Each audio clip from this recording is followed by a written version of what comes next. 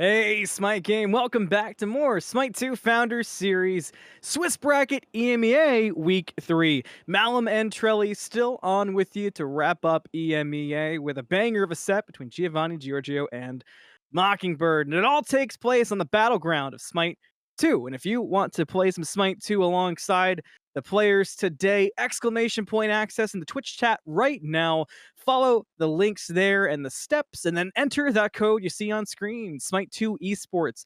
It'll get you a key and get you started today.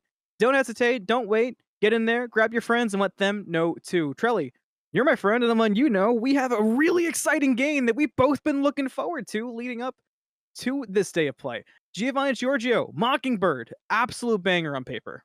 A promotion game at that. So yeah, it's going to be exciting, but also I'm thinking this might be a barn burner, man. This doesn't seem like a 2-0 sort of matchup. It definitely could be, right? It could be a hard fought 2-0, but this could be an absolute back and forth slugfest, which is exactly what I'm in the mood for on this Saturday. Yeah, it's afternoon now, 1 o'clock at the Saturday afternoon.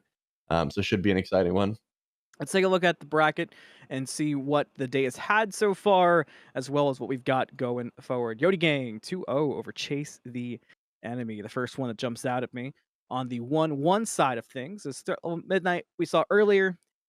TLM, they got the 2-0 over Let's Go Asgard again. So Let's Go Asgard again. They fall to the last chance qualifier. But this one, Mockingbird, Giovanni Giorgio, it's all about advancements, as Trelly has said. If whoever team wins gets it, they move forward. They skip right to playoffs, Trelly.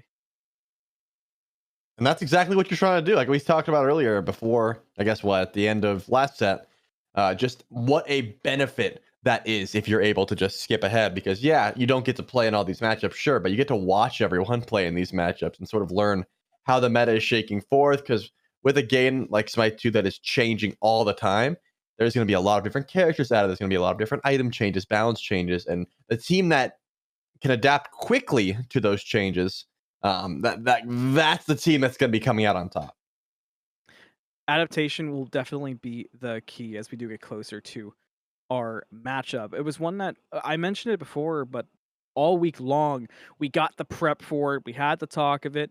I know the community's been looking very closely at Giovanni Giorgio. I mean, how could you not with the roster they've got on tap? Of course, Nika adapting to the world. Dardes last week as well, Trelly in particular, was a big time standout for me. On the Cuckoo was the game that I was the most sort of encapsulated by.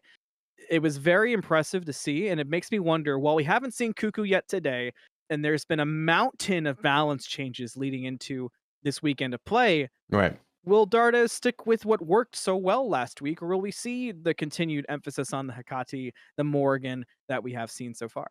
I mean, that's the thing about Dardes is even in his time in Smite 1 in the SPL, it wasn't as if he was staying that locked in with the meta. He kind of did what he wanted, and he did it very well. So just because the Cuckoo isn't necessarily the top of the tier list doesn't mean that he's not going to go to it. He knows how to make the best out of each character. So definitely could be a Cuckoo game, but Dardes also has not been afraid to just say, yeah, these are the best gods in the mid lane, and I'm going to go to those as well. Hopefully we see something interesting, because again, there's always a different strat going on in the mind of GG. So we'll have to see what they do. Let's see how interesting it can get, yeah? Yeah. Picks and bans time. It's here. Who's going to go where? That's a big thing. Trelly, Baron, Yamoja. That's my instant discussion with you. Who's getting banned? Who's getting through? Will they both go? That's kind of where we're both at. First pick is important, because usually that has meant that you don't have to ban the Baron. So far, we've seen one set, and that was the pick, right? That was the pick that everyone was trying to, keep out of the first pick team's hands. So with Hecate being the first ban, you got to assume that Mockingbird has at least Baron on the forefront of their mind. Do they have a counter for it? Do they just not want to deal with it? And it will be the case. And again, we're taking off of last set. This would have been a Yamoja. Does Giovanni Giorgio put that much presence towards the Yamoja, or are they more so in line with the Fenrir? No, it's going to be the Jing Wei. That is surprising. This Jing Wei used to be the end-all be-all in like week 1 of open bracket, but since then, hasn't seen too many top picks. No, and what's really interesting to me is that the options you have with Coast being your ADC, Jingwei doesn't feel like it's a requirement. There's other teams throughout the Swiss stage where I'd say, well, you got to go Comfort for your ADC, but I mean, wouldn't be upset to see a Coast on Kernanos on her. A lot of different options there, but no, Jingwei is the go-to. The Mockingbird continuing with sort of the old school draft of the last couple of weeks. Bacchus Fenrir locked in, so still no Yamoja, making it right back to Giovanni and Giorgio should they choose to take it. Wow, I mean, that speaks volumes because Odin Yamoja could be a lock-in here very easily, but you got to think, we've already seen teams go something like 3, 4, even 5 Phantom Shells at times, so maybe that's the reason that these picks aren't getting that highly prioritized. Maybe something like Ymir is just that much more valuable, has a great matchup into Fenrir and Bacchus, can stun out those channeled abilities, has CC immunity, so you don't have to selfishly use that beads if you get pulled. Could be options here, but remember, you don't really need to pick a support anymore. You only get 1 ban, not like Smite 1 where there'd be a second wave of bans after pick number 3. So you can hold off on that support pick because you assume the Bacchus has already been grabbed for that. Could still be solo and jungle in the Bacchus and Fenrir, but I don't know, man. I really do like the Bacchus in both roles, so we'll have to see where Mockingbird decides to go. Regardless, that Odin is not going to get overlooked, and GG now has themselves a whole lot of physical damage, but at the very least, a pretty decent team fight presence as well. The Bacchus being taken away does check with me as well, because I was thinking about it. Nika has looked really great on the Bacchus. And speaking of Nika, Bellona got a lot of buffs. And Bacchus kind of, to me at least, eliminates the Bellona potential. That's just such a bad feeling laning matchup. And once you had the Odin locked in, you know, have that room to flex. And Bacchus perhaps was a flex. And Mordred gets grabbed after the fact for Mockingbird. And Mordred, the last couple of weeks, Trelly, has emerged as, while great in solo, one of the premier junglers as well.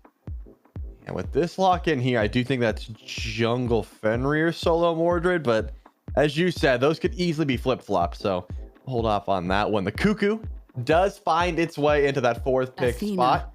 Already have some decent setup for it, but that's what I was looking for. Some hard CC, not like the Odin Cage, something consistent and easy to hit. And Athena is exactly what the doctor ordered. And we haven't seen a lot of Athena back in Smite 1 towards the end life of Smite 1 towards that year 10. Athena was top of the meta. I mean, one of the best guardians you could get, was flexing over to jungle as well. Because of this taunt, right? You don't have to worry about a big ultimate to set up for your team. You just consistently spam taunts. When teams already are going things like Phantom Shell for your Odin Cage, they're not going to want to use beads on every taunt, man. That active item does have a pretty solid cooldown, especially when taunt can come up, I mean, 6 or 7 times a fight if it goes long enough. The Anubis is the final lock-in for Mockingbird. I said it in the previous set, I'll say it again, a polarizing pick at the moment. You're either a hardcore Anubis believer or you're absolutely... You're trashing it to the nines, and I have seen a little bit of that, of this, why is Anubis getting prioed? Oh, so they picked Anubis, they're trolling here. I feel like a lot of that stems from the Smite 1 knowledge, but in Smite 2 so far, with the exception of 1 or 2 performances we've seen, usually in situations like an Anubis ADC where it feels a little off to begin with, it has looked really strong, including in the previous set we saw today. So the Anubis does bring a lot of options, does most likely put the Neath to the ADC role as well. So these two teams, they've wrapped up pretty interestingly. Let's head into game number 1. Let's get things kicked off and see how they explode. Malum, Trelly, and Doug, of course, and already some more interesting placements on the map than we saw in the previous set today, Trelly. Yeah, the support Fenrir, that's, you know, nothing new. 5 shells again. Yeah, nothing new. 5 shells up against the Odin Cage, which means, again, Kha'Zix is going to get a ton of value. But where does this 5-man gank squad head? They're looking for Nika, who is already hidden underneath the tower. It doesn't really seem like they're going to find anyone, unless Nika didn't put a point in his... unless Nika hasn't leveled an ability, right? If he rolls up and he's got a point in his 3, could be some trouble. But the only way he's going to figure that out, okay, I was going to say, is if he walks into the grass, but Mockingbird are not going to stay there any longer. And I'm pretty sure Nico was able to say, hey guys, I just saw 5 gamers run out of the grass, so expect to see them coming soon at any given moment. But yeah, the Bacchus and the Fenrir can certainly be interchangeable. I do think that Bacchus does belong in the solo lane right now. Just that Bluestone start works so well. But again, Fenrir also has a fantastic time. So I wouldn't have hated seeing that switch up. But you were talking about it. Aerox has that Mordred jungle on lock. Not going to be able to mess with Loki late game. It will not happen. I'd argue it's impossible to try and mess with Loki late game. But early on, you come out swinging, man. This Mordred is a absolute menace. Essentially has 4 abilities at level 3 with that shoulder charge. So I'm keeping my eye on the 1v1 potential of Herok just to see where he decides to, you know, rotate and try and use that presence.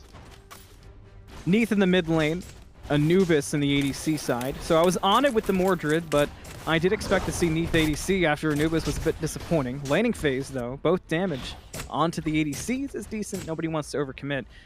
Trelly, Anubis ADC, last time I saw it, I was with Lermy.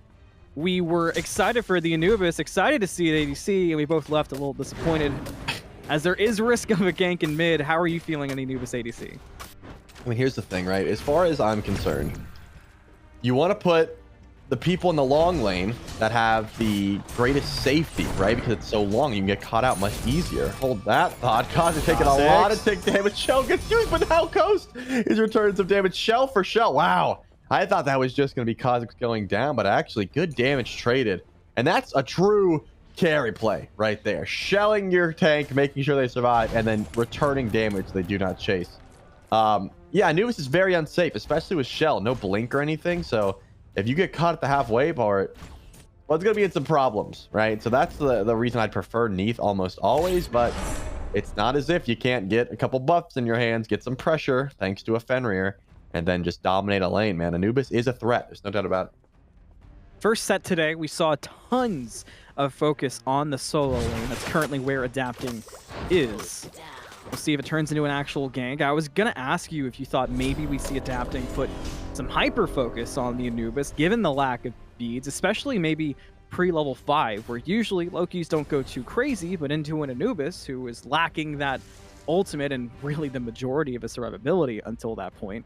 I was curious if we might see it. So at this point, we haven't, but the later we go, mid-game in particular, do you think that Anubis is a target for adapting, or is that maybe too obvious for the king?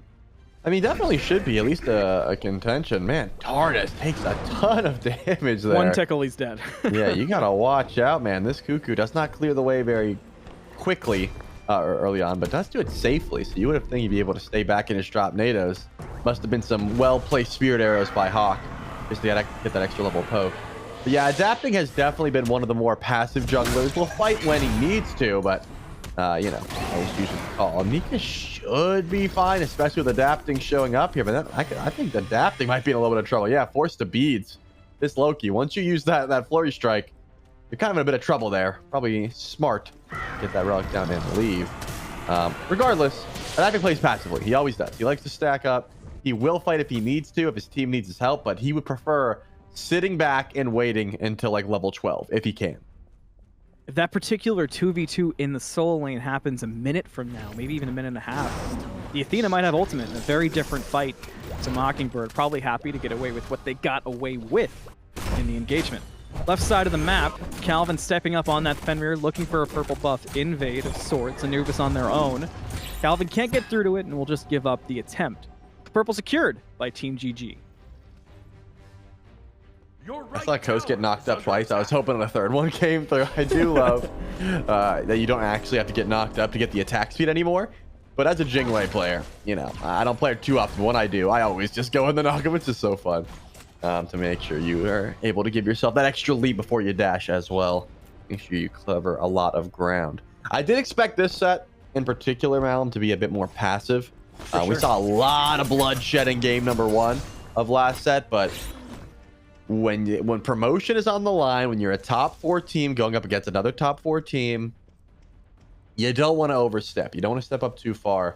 I do like the idea from adapting. If we see a belly flop here to confirm this gold camp, could have been a kill opportunity, but possibly heard the vanish, or Daduin just knows that there's never really a good time to flop in lane, especially when you're up against Nika on the Odin. It does not get used. But one thing I do think that we might see is an early Gold Fury pull. Doesn't have to be from a lead. It's just there's an Anubis in the duo lane, right? So that either means A, Anubis is going to go over to fire or to Gold Fury, ult it, shred it down quickly, or B, Anubis is going to get picked, and the same thing could come through. Kha'Zix sees the gank. Unfortunately, Ghost doesn't have speed. This is going to be trouble, but beautiful ult from Athena. The shield might be enough. It is. No way. Are you kidding? What? So much shield, missed, but also gold. perfect play from Giovanni Giorgio to keep the Jingwei safe. As you said, though, Mockingbird, they're aware of the map. They knew Loki was in solo. Mordred went right over to the left lane, and the Gold Fury is the call. Up to Dardes for the steal, but you have got to shoot that Spirit of the Nine Winds now, Cuckoo. Is it in time? No, it's not. Herox secures the Gold Fury for Mockingbird. A very close call, though, on the ultimate from Dardes. Which, I mean, honestly, the fact it was close and the fact there were no picks could have been worse as well. The Duin almost soloed out by Nika. Still at risk, but no spear up. And that's what I was talking about. Like, we're not going to see a first blood, but we will see a Gold Fury pull. That's much more likely in these high-level games. It's like, listen, man, I don't want to risk my death, but I will risk a Gold Fury toss-up, which is so interesting to me. Yeah. It was a weighted coin because it's, what, 4v1. But Dardes, if he gets there a second sooner, Fear the Nine Winds definitely has the confirmation. Unfortunately, just could not close gap.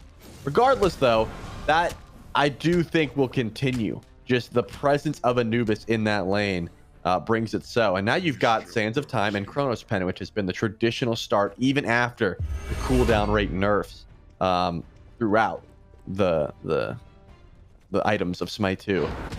Spud can always do that, right? You go in for a gank, you do as much damage as you can. Coast barely makes it out alive thanks to a beautiful ultimate there from Kha'Zix. But you just say, okay, you're both gone now. We're going to walk up to gold and shred through it immediately with this Anubis DPS. It's not traditional auto attack, but it still gets the job done. Purple timer. Calvin had an idea of it from the previous invade, and it works out well to bring everybody from Mockingbird over for a first blood that goes in the pocket of the Anubis. Great utilization there of the timing of the purple, because remember, Calvin didn't get the buff away from Giovanni Giorgio, but he was standing right there when it did go down, which made it easy to say, all right, we've got it, let's go.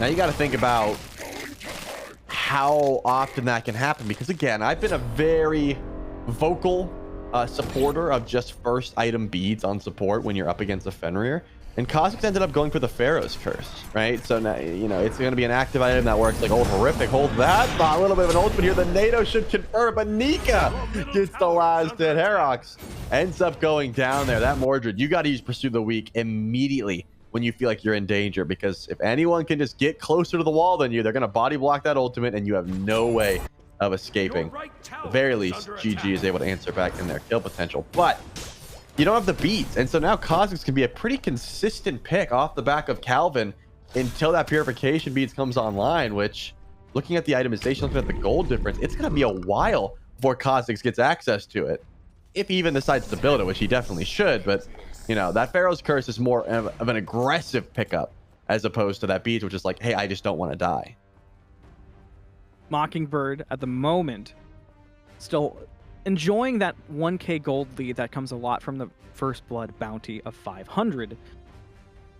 But Team GG in particular, and I'm going to mention this a few times, my eyes are going to constantly be on who we're looking at right now, Dardes. I think this Cuckoo from the previous weeks, Dardes was just so on. It wasn't just the Spirit of the Nine Winds. That Zephyr can feel like a mini ultimate. I think of Scylla in Smite 1, where Crush feels like its own mini ultimate that can smack you, and there was a lot of that from Dardes. Last week, there were times we were seeing Dardes dash in aggressively, kind of like pseudo frontline with the Zephyr to set up for the rest of GG.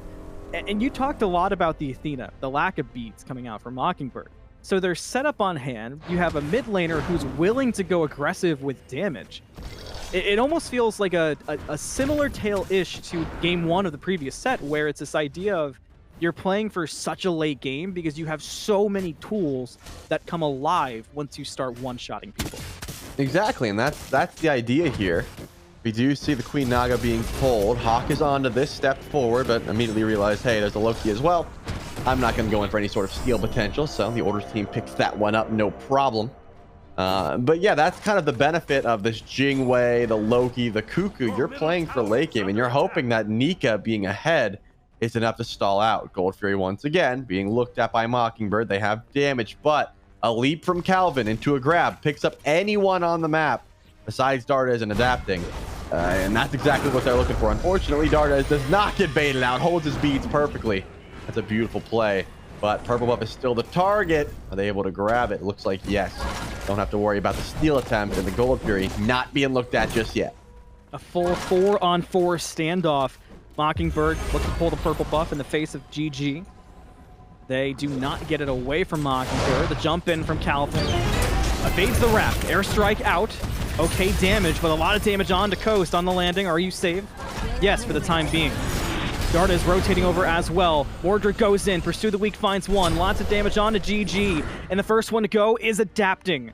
With one less member, they have to step up and respect it. And Mockingbird, their opportunity for the Gold Fury is close, but they're very low, Trelly. Is the risk too much? Yeah, I thought if Nika showed up, there'd be a little bit more potential, but I think Deduin followed Nika the whole way, just to make sure that Odin wasn't too much of an issue here for Mockingbird. The HP bars, I think, are also just a little bit too low. I wouldn't have hated the call, but it did seem like, hey, let's pull relics, let's pull the beads off of Dardes, and then just see if we can grab this purple buff. Doesn't end up working out, but you are fine with the pickup onto Adapting, who, with the help of Assassinate and Defender of Olympus, tried to get a bit too aggressive there. Again, Transcendence stacking up. We already mentioned this. Not a real item in comparison to like Jotun's Revenge, right? You are playing for late game. You are playing for at least level 12 until you get enough of that damage online, which Adapting just doesn't have yet.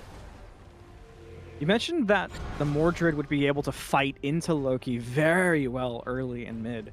And due to the more calculated pace of this game so far, there hasn't been much room for 1v1s and damage testing from either jungler.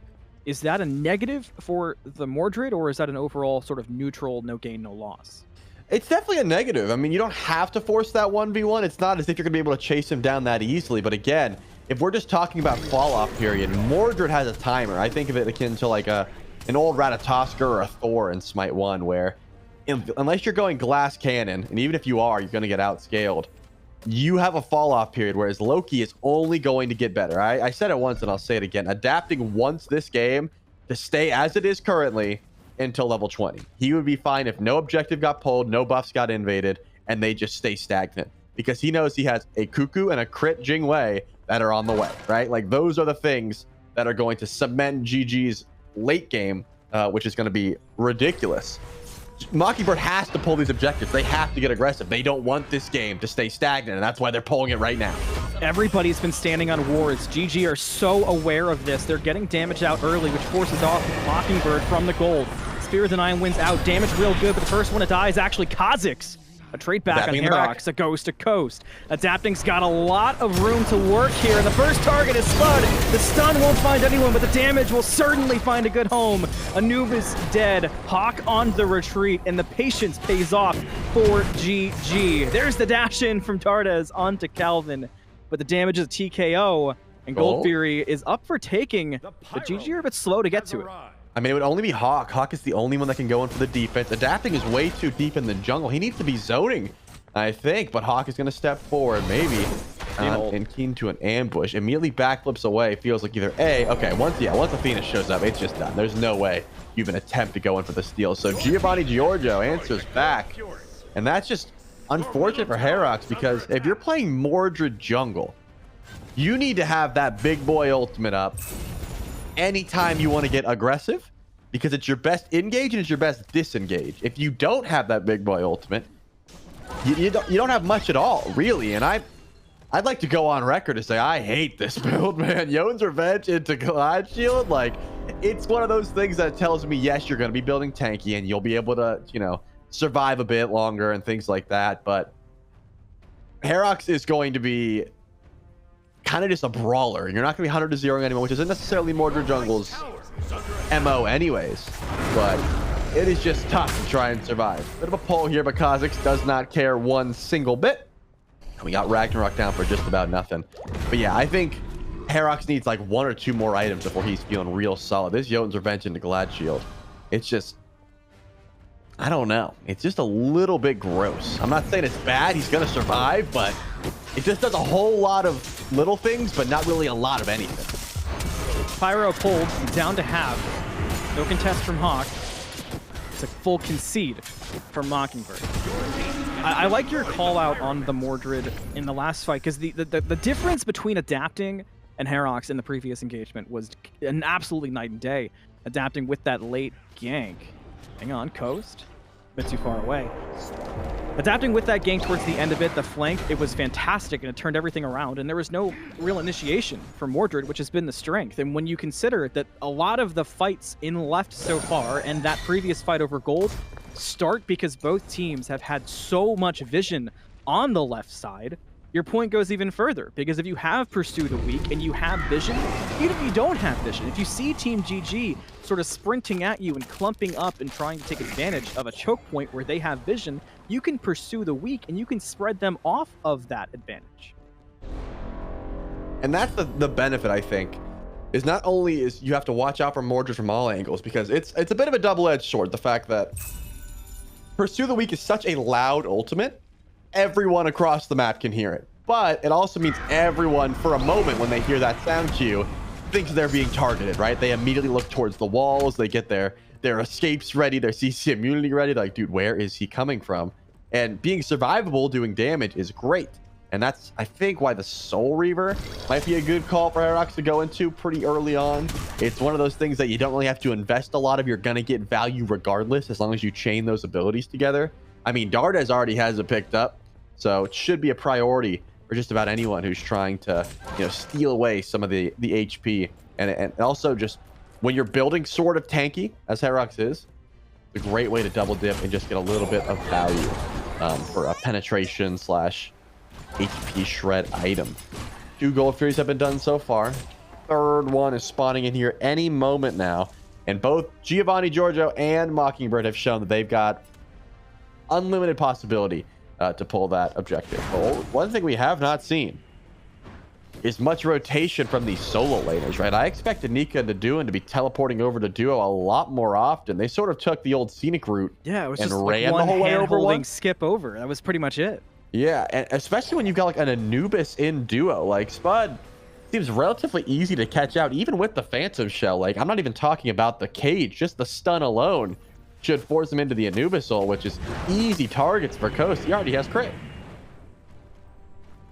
Coming up on 17.5 minutes. GG in a comfortable gold lead, 2,000. Kills have been the same for a while. Trelly was right on him with the barn burner pace, at least so far in game number 1. Gold Fury spawned up. This is the 3rd one in total, so when it goes down, Ancient Fury will begin to spawn after. The vision this time is not nearly as one-sided as it was in the previous Gold Fury. So Mockingbird, while a little safer to start it up, Kha'Zix has been standing here the entire time, so no full commit. The Queen Naga minions will be smacking air for the next while. But it is Nika. He actually did make the rotation over to Duin, still on the right side of the map, so I do believe it's going to be GG that tries to pull this Gold Fury first, just by nature of having the one-man advantage. The Duin finally teleports to the backline. This Bacchus should be spotted out here shortly by Coast, who's hiding in the grass. Maybe they turn on him, honestly. I don't know how much damage Coast does. Oh, okay, never mind. That was a 108 crit, not a lot.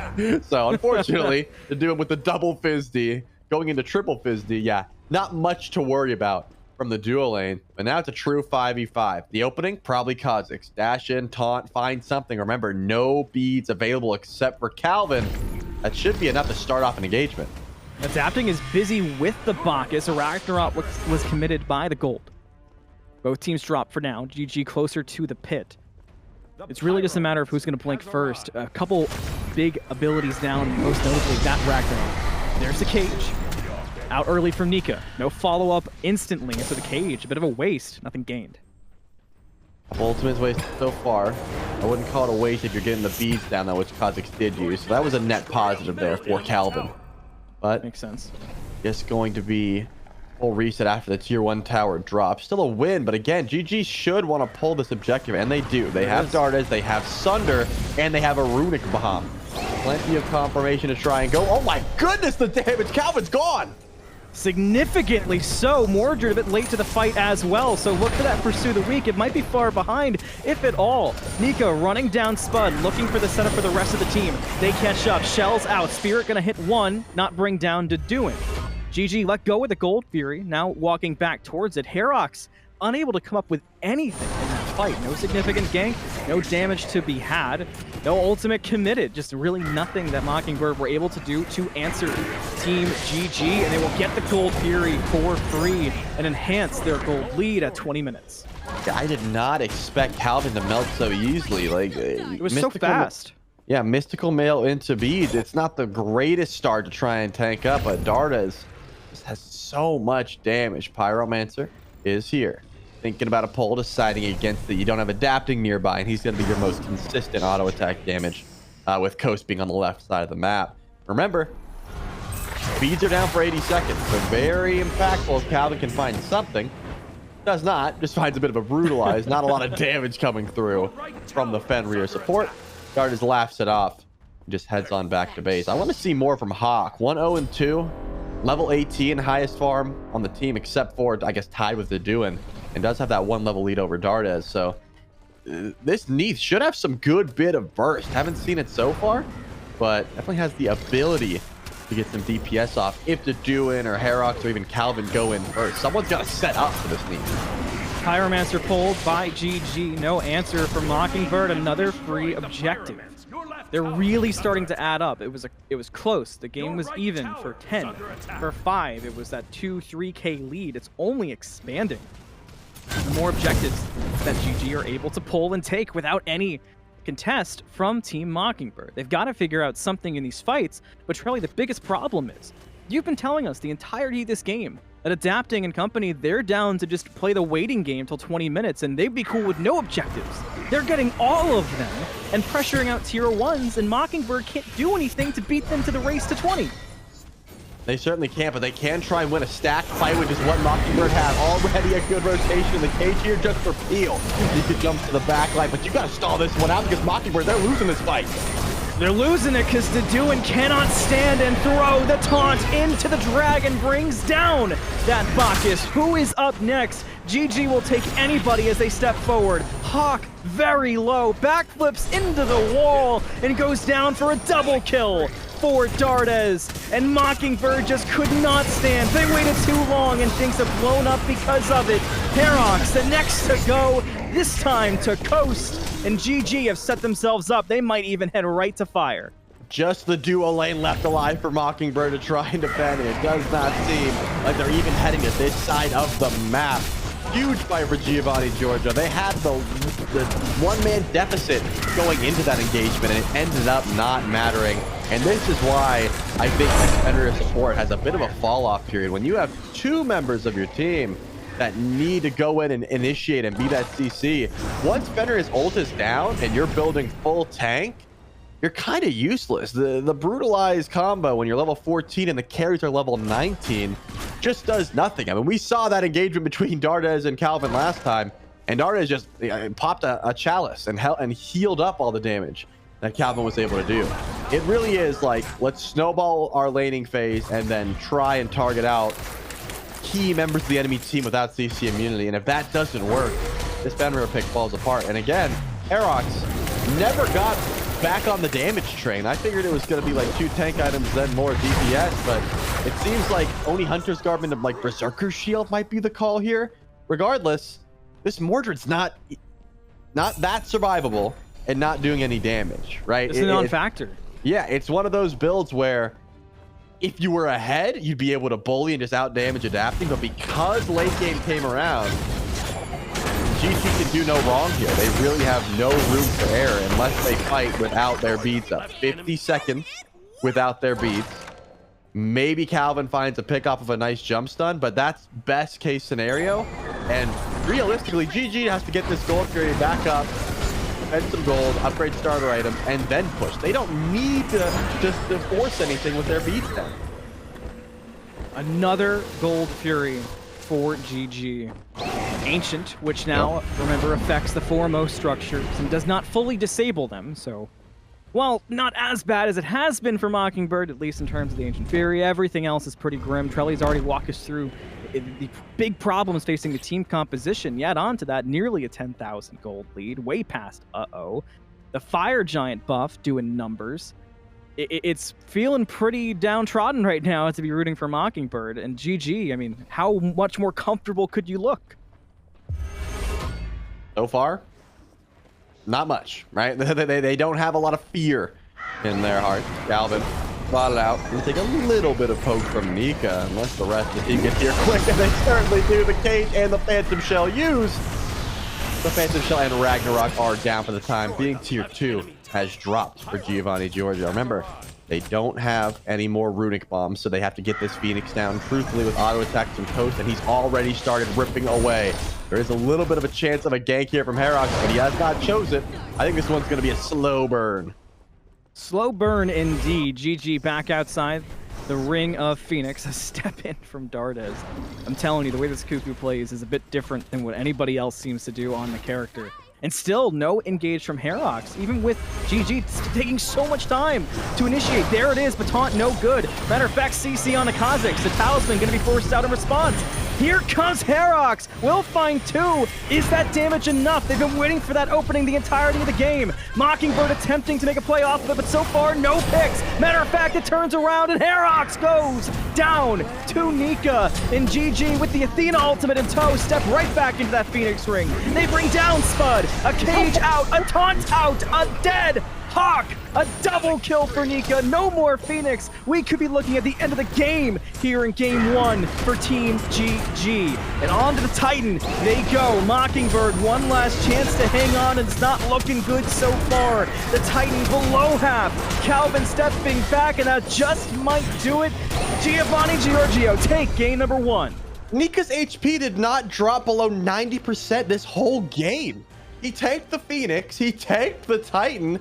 He's still at 100% HP. It was just ridiculous, the amount of shred. And again, you don't have a true auto attack ADC because you had a Neith and an Anubis carry.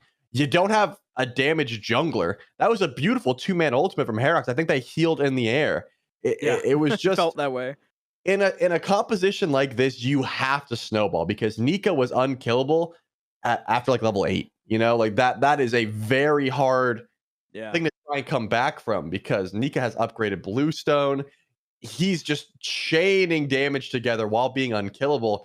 Carries can't match that, right? They can't just sit there and go, I'm going to ignore the Odin. You can't when he's that far ahead. So I like the attempt at trying something new and exciting, but back to the drawing board for sure. We need a true auto attack carry, and maybe if we are playing Anubis, got to go to the mid lane because there was no sort of tank shred on that comp at all. All right. Auto. I'm going to write down auto, +, Anubis, !, mid, all caps. That's what I've got. Okay, down. I thought you were saying auto attack Anubis, and I was like, I didn't say that. No, don't worry. I have a little spacer in between. So if you take your cool. notes as messy as me, we should all be in the same page. Thank you so much. We circle back here in a few minutes. Quick break, then game number 2 between GG and Mockingbird coming at you.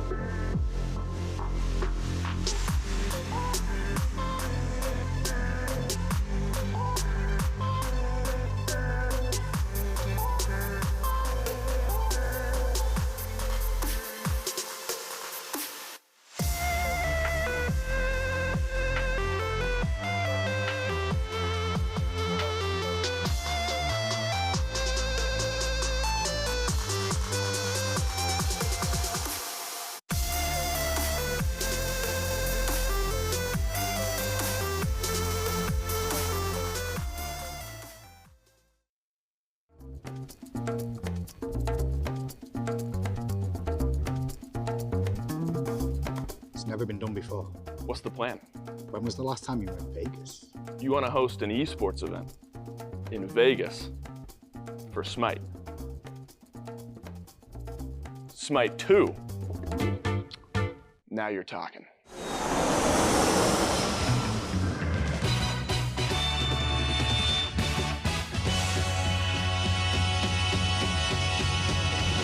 The hi-rez Arena, Las Vegas. Some said it couldn't be done. Are you guys out of your mind? The J-Dragons winning worlds can't be beat. Not shouldn't be beat, it cannot be beat. This January, see SMITE like you've never seen before. You clowns are gonna need a team even crazier than you. Who'd you have in mind?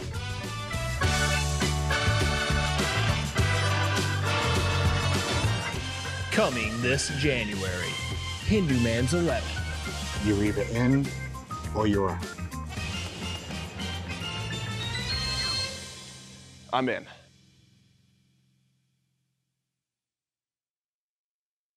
Dawson's in, it's your turn because, as you heard, there's an esports event for SMITE. SMITE 2. If you want to play SMITE 2, exclamation point access in the chat right now. You can play SMITE 2, get yourself warmed up, and then as soon as you realize you love it, what's the next step? Well, that's pretty easy peasy. Founder Series tickets and go watch all of this. All the roads lead to Vegas, and that's where it goes down at the Founders Series event in the HyperX Arena. So grab your ticket, scan the code on screen right now, and we'll see you there for what is, I'm sure, going to be insane, because of the level of play that we've seen from the teams today, the teams tomorrow, the teams from the previous weeks, and of course the teams from LATAM that we've talked about a bunch on like SMITE Too Long Didn't Watch. If all of that culminates in the type of SMITE that I think it can, Vegas will be an event to never forget.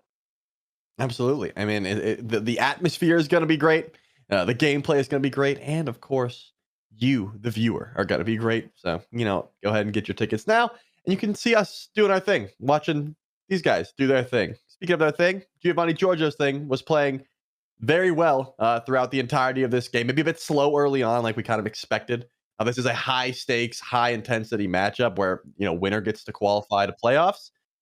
So we did expect it to be a bit slow, but it picked up pretty heavily just like after the second Gold Fury. And since then, did not slow down for Giovanni Giorgio. Not one bit. And what's interesting, looking at stats, if you just saw the stats, if you see the tweet go out on SMITE Pro of the post-game stats for the first game, you might think it was a stomp. It really didn't feel like a stomp. It certainly felt like Team GG outpaced Mockingbird, but the stomping aspect didn't really show up until around those level 16 to level 17 areas of the players, around that like 15-minute mark. That was when we really saw things blow up for Mockingbird. And a lot of it, Trelly, as you pointed us to, came from straight pick and ban phase. It was just a messy draft for Mockingbird where it seemed like they had their plan, but the execution, once you got into game number one, was really nowhere to be found. I've seen games like this thousands of times, right? And I think if I could listen to Giovanni Giorgio's comms, it would probably be something like, that's fine. Like at minute 1 to minute like 6, it's like, dude, we win late game. Who cares? Like literally nothing they do matters. Like we're chilling. And then the second they get online, they start getting that itemization.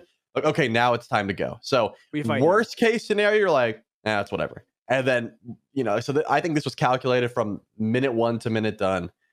This was not a team comp that Giovanni Giorgio saw themselves losing on based on what they were up against. Again, I think the Fenrir is just so much better in other roles. I think you need a little bit of damage to make it work consistently, assuming, of course, that the enemy tanks are on point, which, I mean, come on. Kha'Zix and Mika are going to be on point with that beats every single time, which makes that pick lose a lot of its value.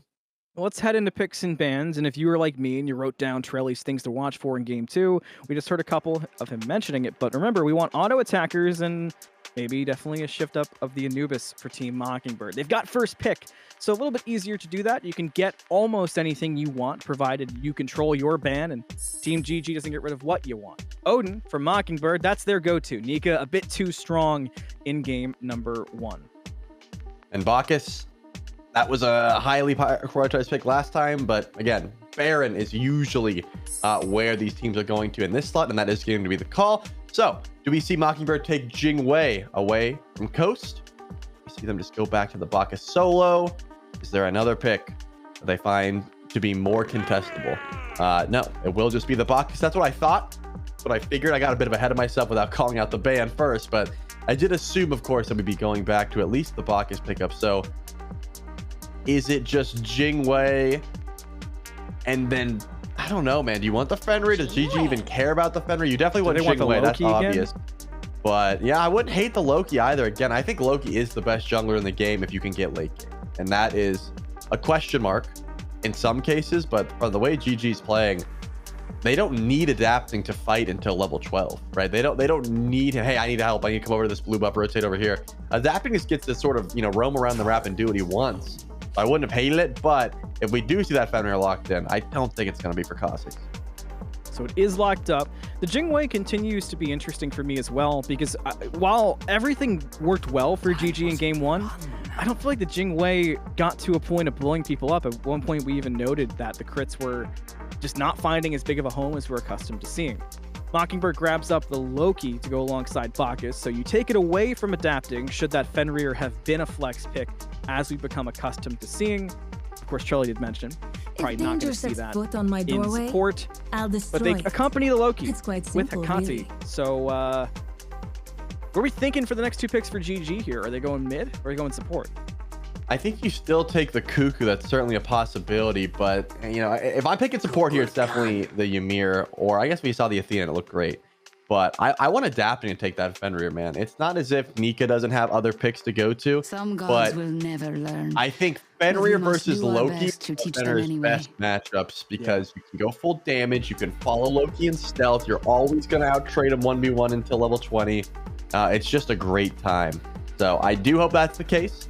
If not, it's going to be something like Thanatos or a Kusano or a Chalk in that end pick.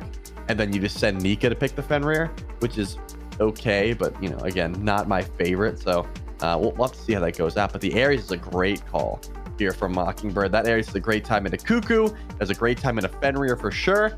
And if you've been trying to go and lean on to that duo lane pressure, Ares is going to fill that role very well. You lost it in Fenrir, but you gained it back, of course, with you know the threat of chains and the fire and things like that. So this is a better composition for sure from Mockingbird. Again, I did ask for auto attack damage, which I don't really have, but I think the difference between Loki and Mordred, the Heartseeker, the Soul Reaver, that's that tank shred that they were lacking before, and I think Loki can make up for that pretty well. GG with Fenrir. I've heard, I'm sure you the viewer have heard this too, adapting's got a pretty good Fenrir, you know. Careful of him in the back line, he might just kill everybody type beat. GG are pretty comfortable if that Fenrir does go to adapting. With the final pick still up, there's still potential for it to flex. The Athena is a lockdown, most likely for support. Nika, though, still plenty of options. And on the other side, Mockingbird, the Ares, if you haven't caught up with Smite too long, didn't watch, Ares in the other regions right now is one of their top picks. APAC has had it near 100% pick ban. LATAM's been prioritizing it very heavily as well. But forget all the Ares yapping. Thanatos locked in for GG. So Fenrir going solo or Thana going solo? No, it's got to be Fenrir. Adapting loves this Thanatos pick as well. Do you remember the open bracket and the open tournaments leading up to Founder Series? Adapting, tracking the Loki and the Stealth Grass? That's just what he brings, man. Top 5 he's got that sixth sense for it. So I did call out the Thanatos possibility. I actually do like that it came through. Again, Fenrir. Love the Fenrir solo. It's annoying to deal with because, again, you're usually not going beads. You're waiting for your support to get beads as a solo laner, in this case, a Bacchus. So you're like, dude, I went Shell or I went Sunder. I can't flop ever. If I do, I'm being pulled underneath the tower, and that's super annoying. I'm being out-pressured for Totem and the Gold Camp because I can't use one of my 2 clear abilities because I don't want to get pulled under tower. And he just out-damages me. Assuming, of course, that like an invade or like a first blood doesn't happen, Fenrir should get the better end of a majority of the trades. Bacchus is still a heck of a bully. The Bluestone Bacchus is ridiculous. But once level 5 comes through, you got to hold on to that belly flop because you can very easily be pulled underneath the tower and then you just die. Towers can absolutely swing. So you got to watch out for it for sure. But man, the Thanatos is going to be an absolute treat. We haven't been able to see this for a while because Thanatos was banned for a couple weeks. So I'm excited to see the return of adapting on the Thanatos.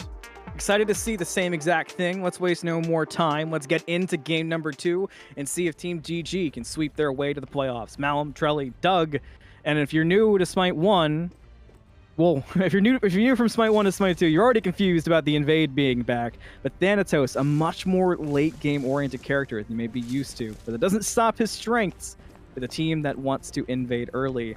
Looking for a pick. We'll see if they can find anything. Nico spotted it out last time with no problems, Trelly. Maybe that's going to be the case again. This is the exact same play that happened last time, right? They all rolled up. Nika's even looking the same way. Yeah, they all looked at Nika. Nika looked at them. They all left. That was the call. Sure. Maybe Nika is sleeping at the wheel and gets hit by an Ares chain, something like that, but does not come through. And again, to do it, and Nika both mirrored Sunder. So beads is going to be extremely prevalent. Possibility of some action over in that duo lane. That's both junglers have picked up the beats as well. So relatively mirrored relics there. Coast, though, not fearful. Has not went into that beads at all this set. Just keeps going to the Phantom Shell. No walls to go through. Just that extra level of HP. And the benefit of being able to fight through it is the call. Notably, though, Thanatos did receive some buffs. I mean, his scythe was kind of lackluster previously. If you think about Smite 1 Death Scythe, you think you probably have nightmares. But that is not really the way that Smite 2 Thanatos was swinging. The Doin does make away with the red buff invade, though. That's going to be pretty beneficial for Mockingbird. We already mentioned how much of a threat Bacchus can be. But did Nika Sunder is the question. I'm pretty sure he did. So you can definitely try and steal with the leap, the stun into brutalized combo. Remember, Doin's only level 1 here. This could be a very easy steal. And it looks like... Got it. Yeah, so now Doin's in a very bad spot because you're level 1 up against Fenrir.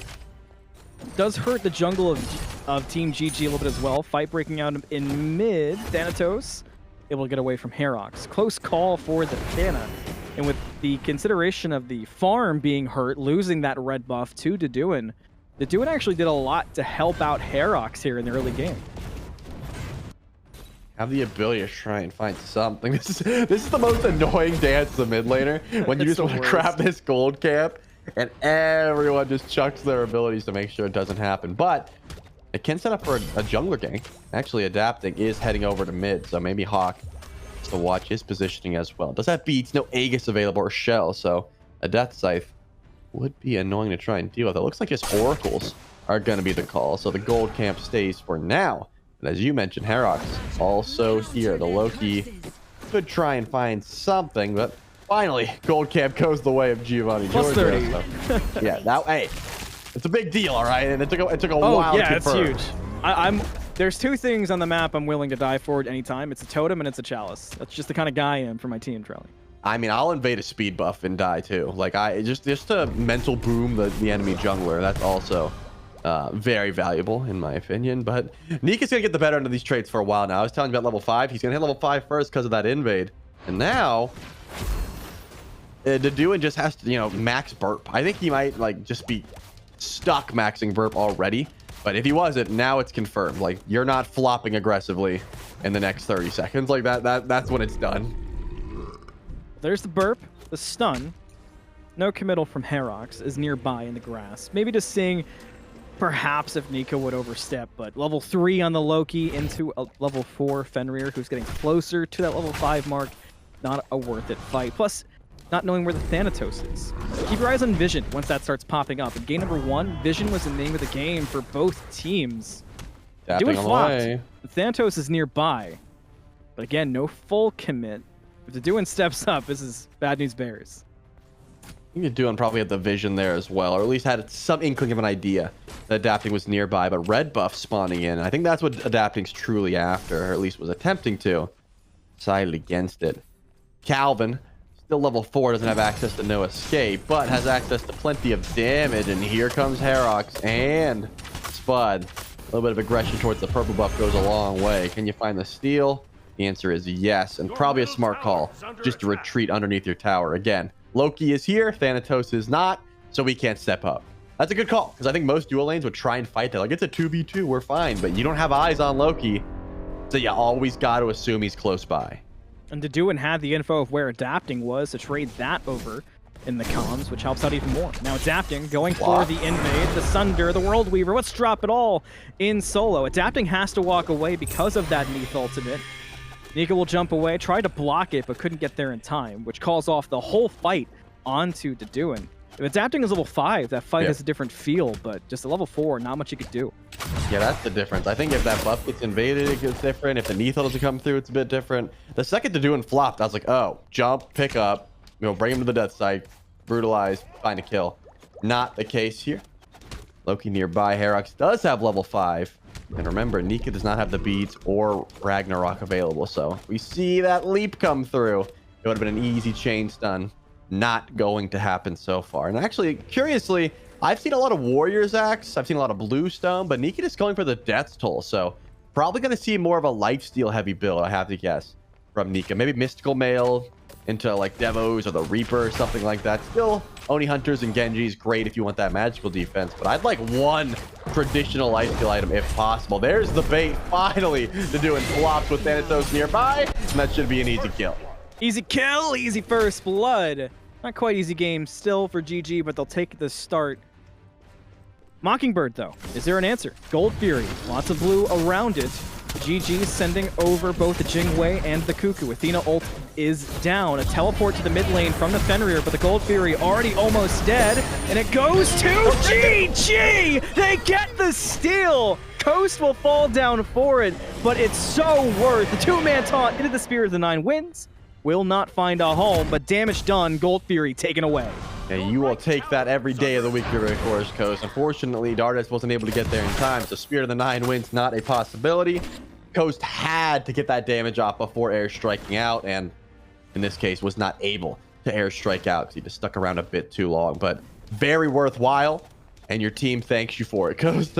Great call. Just stick around and go in for the DPS. And I also think because of that ult from Kha'Zix, which I guess GG had no way of knowing that it was an overcommit, but was not necessary. They definitely killed anyways. You do immediately know, hey, Defender of Olympus, there's 3 people in right lane. Of course we pull Gold Fury. Unfortunately, your Sunder is on your solo laner who had just died, so there really wasn't any good confirmation there. It was essentially a coin flip that Coast was able to wait in his favor. Difference in builds between the junglers and a difference from game 1 Loki-wise. A Jotun's Revenge instead of the Transcendence, which you did mention Transcendence was one of the keys. Have to wait. Calvin in trouble. Chains on, which is giving some damage back, but where's the help? Not nearby. And Thanatos here. They still have yet to kill Calvin. An ultimate committed just to make sure they get that pick. Second kill for adapting on the Thanatos, so keep your eyes on that. All the gold for Thanatos possible will be a positive. Double Mystical Mail, both picked up from Deduin and Nika. That's all par for the course. So I think the second item will be able to tell a tale. A little bit of a World Weaver charged up. Doesn't get shut out. It's probably off the back of Herox so deep in the enemy jungle. Tried to go in for an invade. Didn't find it. I like that call, though. This is what I think Loki already excels in finding 1v1s. By the way, Herox is definitely sitting on a ward, so this is a surprise to no one where he's at. Loki already excels in the 1v1, but you throw a Neath into the conversation, so even if Herox gets a little bit outplayed, World Weaver just makes sure that Herox should be able to win any sort of jungle fight once he gets online. I don't think Jotun's Revenge counts. Maybe 3 items total, and then I'm feeling pretty confident about most Loki 1v1s. But remember, no Aegis in the game either. Like, it is all shells, speeds, or sunder, so you're going to be eating the full brunt of a World Weaver Assassinate Vanish combo, which that's going to be killing just about anyone that doesn't have defense once you get to like past level 12. The Athena shield still exists, but the change to Smite 2 means no direct mitigations. It's not nearly as tanky. You get the shield as the benefit and lose out on those mitigations. And for GG, I feel like that's not enough to counteract what you're mentioning, the amount of damage flying forward. So worth keeping our eyes on where the Athena ultimate goes. We saw a lot of combinations in game 1 of the Athena ult being on top of the Assassinate. Same target this time with the Thanatos, or maybe a new one. Maybe a dead Herox. There's the Assassinate away, adapting on the chase. See if you can find him. Locked on, got him. Dardas with the credit at the last second. Adapting actually taking a lot of damage on the way out. I did want to see if Adapting was going to go for the stealth call, but fortunately no time to get the Vanish back up, so he didn't even have to go for any sort of prediction there. And regardless, Adapting doesn't miss those, so takes the assist. Dardes able to put a kill on the board. 2-0-1 for the Thanatos, which is exactly what you want, man. This is the start that Thanatos is after. You don't want to be sitting back. You know, I mentioned last game, adapting was okay just sitting level 20, right? Not having any kills, not having any farm, just teleport me to level 20. Thanatos doesn't really love that, especially up against a Bacchus Loki combo. Like, if you miss one scythe as a Thanatos, you're ulting out. Even if you hit the scythe sometimes, you have to ult out because of the way his kit is set up. So you want to use that presence early. You would like to get active. Being a part of all 3 kills is exactly what I would hope for adapting. Locking this jungler in. Another thing I want to point out for newer players to Smite 2 is Vision just as important as Smite 1. The Vision game, once again, impressive. It helped them know where Herox was. And GG, don't miss a step. The Whirlwind has their back.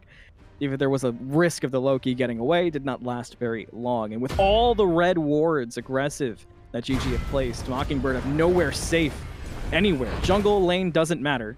Hawk's safe, but does have to expend the ultimate as well. Beautiful pull, though. Getting the beads just for Kha'Zix coming from the back. Remember, Gold Fury has been where most of the pressure around these games have been allotted to.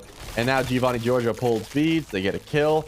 And they're hovering around that Gold Fury. If anything, Kha'Zix might go in for the pull, but adapting is backing. So I doubt that is the case. Once you see the Thanatos leave in the face of Gold Fury, probably not on your mind. And, you know, Spear of the Nine Winds, a great confirmation tool, but can't always be counted on, especially at this point in the game. When you have a lead, but it's not massive, right? This is still, oh, Dardas got stunned, or Dardas got poked out, or the ult was a little bit mistimed, and now we're even again. That's not something you want to go for here. So I do understand the willingness to just relax and not go in for the pull constantly. There will be plenty more time to go in for Gold Furies once Spirit of the Nine Winds is doing upwards of 800, 1200 damage. You know, you need some itemization for that. 2k lead for GG, 3 kill lead. Mid lane, most notable thing. Book almost fully stacked for the Cuckoo. Book just started for Hawk. A difference of where Chronos Pendant was placed. See how much that damage matters in this ensuing fight. No escape out, open the gates as well. A pull back and damage okay for Calvin, but where's the backup to help the Ares so far? The land down from adapting, but Calvin is so tanky. Will not go down. They're still committing and yet to kill the Ares. And look how much time has been wasted, but nothing could be gained from Mockingbird, and GG are walking right to the Gold Fury. No ultimate available, though. You have to watch out for it. Dardas still has Spear of the Nine Winds. Kha'Zix with the taunt pulls the beads, and Gold Fury, again, still the target. Buddy's here, though. He's got damage. He's got a steal potential, but they go for it. It goes once again. Dardas dashed in? Was that on purpose? To do it to the back. No way. To do it. The flop. The knockup. Is there enough? The Athena ultimate will not matter, and Hawk will bring down Dardas. Is there more, though, for Mockingbird to find? Kha'Zix a bit too tanky, so won't be there. Chains just for good measure, but there is no kill here for Calvin, no matter how ambitious he might be. And gold goes to GG. That's their second Gold Fury of the game to this point. Yeah, I'm calling that a Smite 1 diff. I think Dardas meant to just speed out while inside of the NATO and forgot that a dash has been added to Cuckoo's kit if you use your 2 while you're inside of the NATO, because, I mean, even with the rotation coming in from Deduin, if Dardas doesn't take that extra level of hope because of dashing in, I'm thinking he would have been just fine. It was the difference of, oh, I dashed closer and took some extra poke. Shouts out to Kha'Zix, though. Immediately used that ultimate, tried to help out. Didn't work, but it shows a good support mentality. So now we're talking about 2 Gold Furies in the lead. Not in a massive gold lead, really at all, in favor of Giovanni Giorgio. It's just under 2,000 for the time being. But considering the fact that it's 2 Gold Furies and how much pressure we've seen across the map, that's not too bad. You can start to see the XP differential coming through. Pretty much even across the board, except for a 1 level lead in favor of adapting and a 1 level lead in favor of Hawk. Queen Naga grabbed. So GG has some extra objective secure as we get closer to Pyro and Fire time. The Soul Laners have rotated more, Trelly, but not more in a way that's felt overwhelmingly significant. The Ragnarok has been the biggest one. Doing helping find the kill was also big on Dardas, but at the same time, do you feel like it's enough? Do you feel like they're rotating enough? Because in game 1, you wanted more and more and more. It's one of those situations where I love when the soul laners get involved, just because they're the true initiators, right? Calvin has been using the ultimate just to find beads, and Kha'Zix has been doing the same sort of thing, right? Dash, taunt, pull beads back up. But it's not until Nika and Deduin show up that we see those kills come through, right? The Fenrir can choose who he wants to ult. Deduin has so much damage with the Stone of Binding picked up.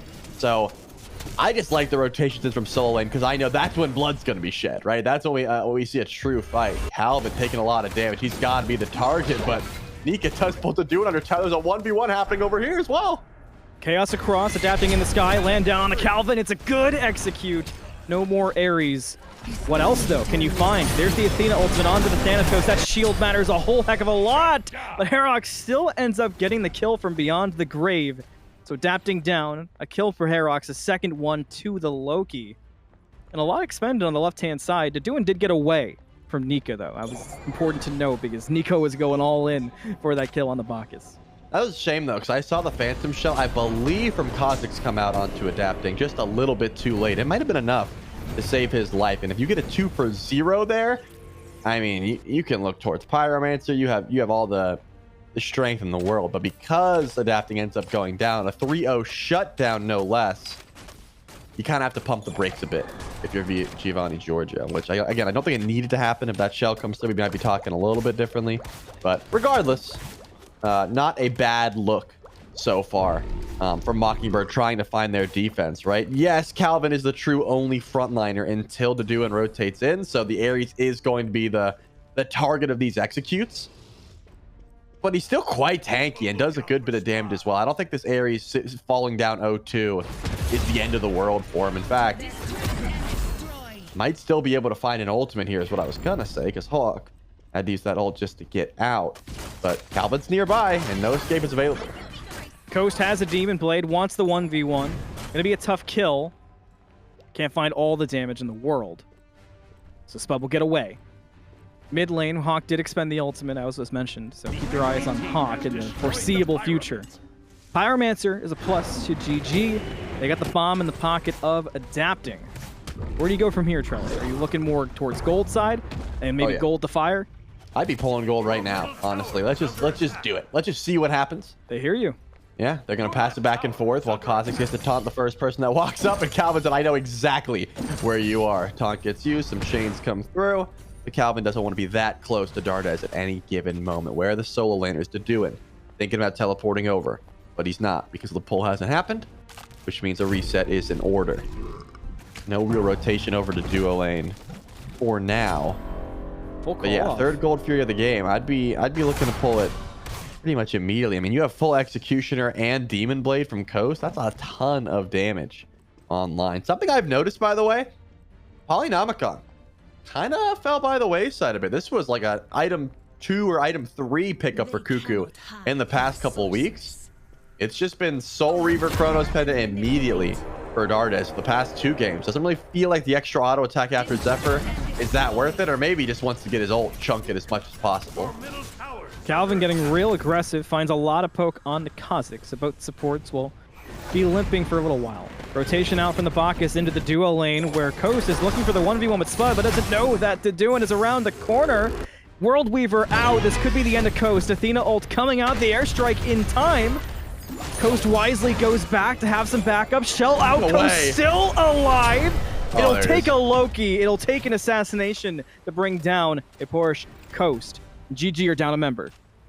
Man, I mean, Coast lived for way too long there. Beautiful peel from the team, but just not enough. Once you take the third ult, that's when you really know you're falling down. Mockingbird leaping forward. Nico is in a bit of trouble there, forced to leave. Probably a smart call, but Gold Fury gotta be the call here for Mockingbird. They have the one-man advantage.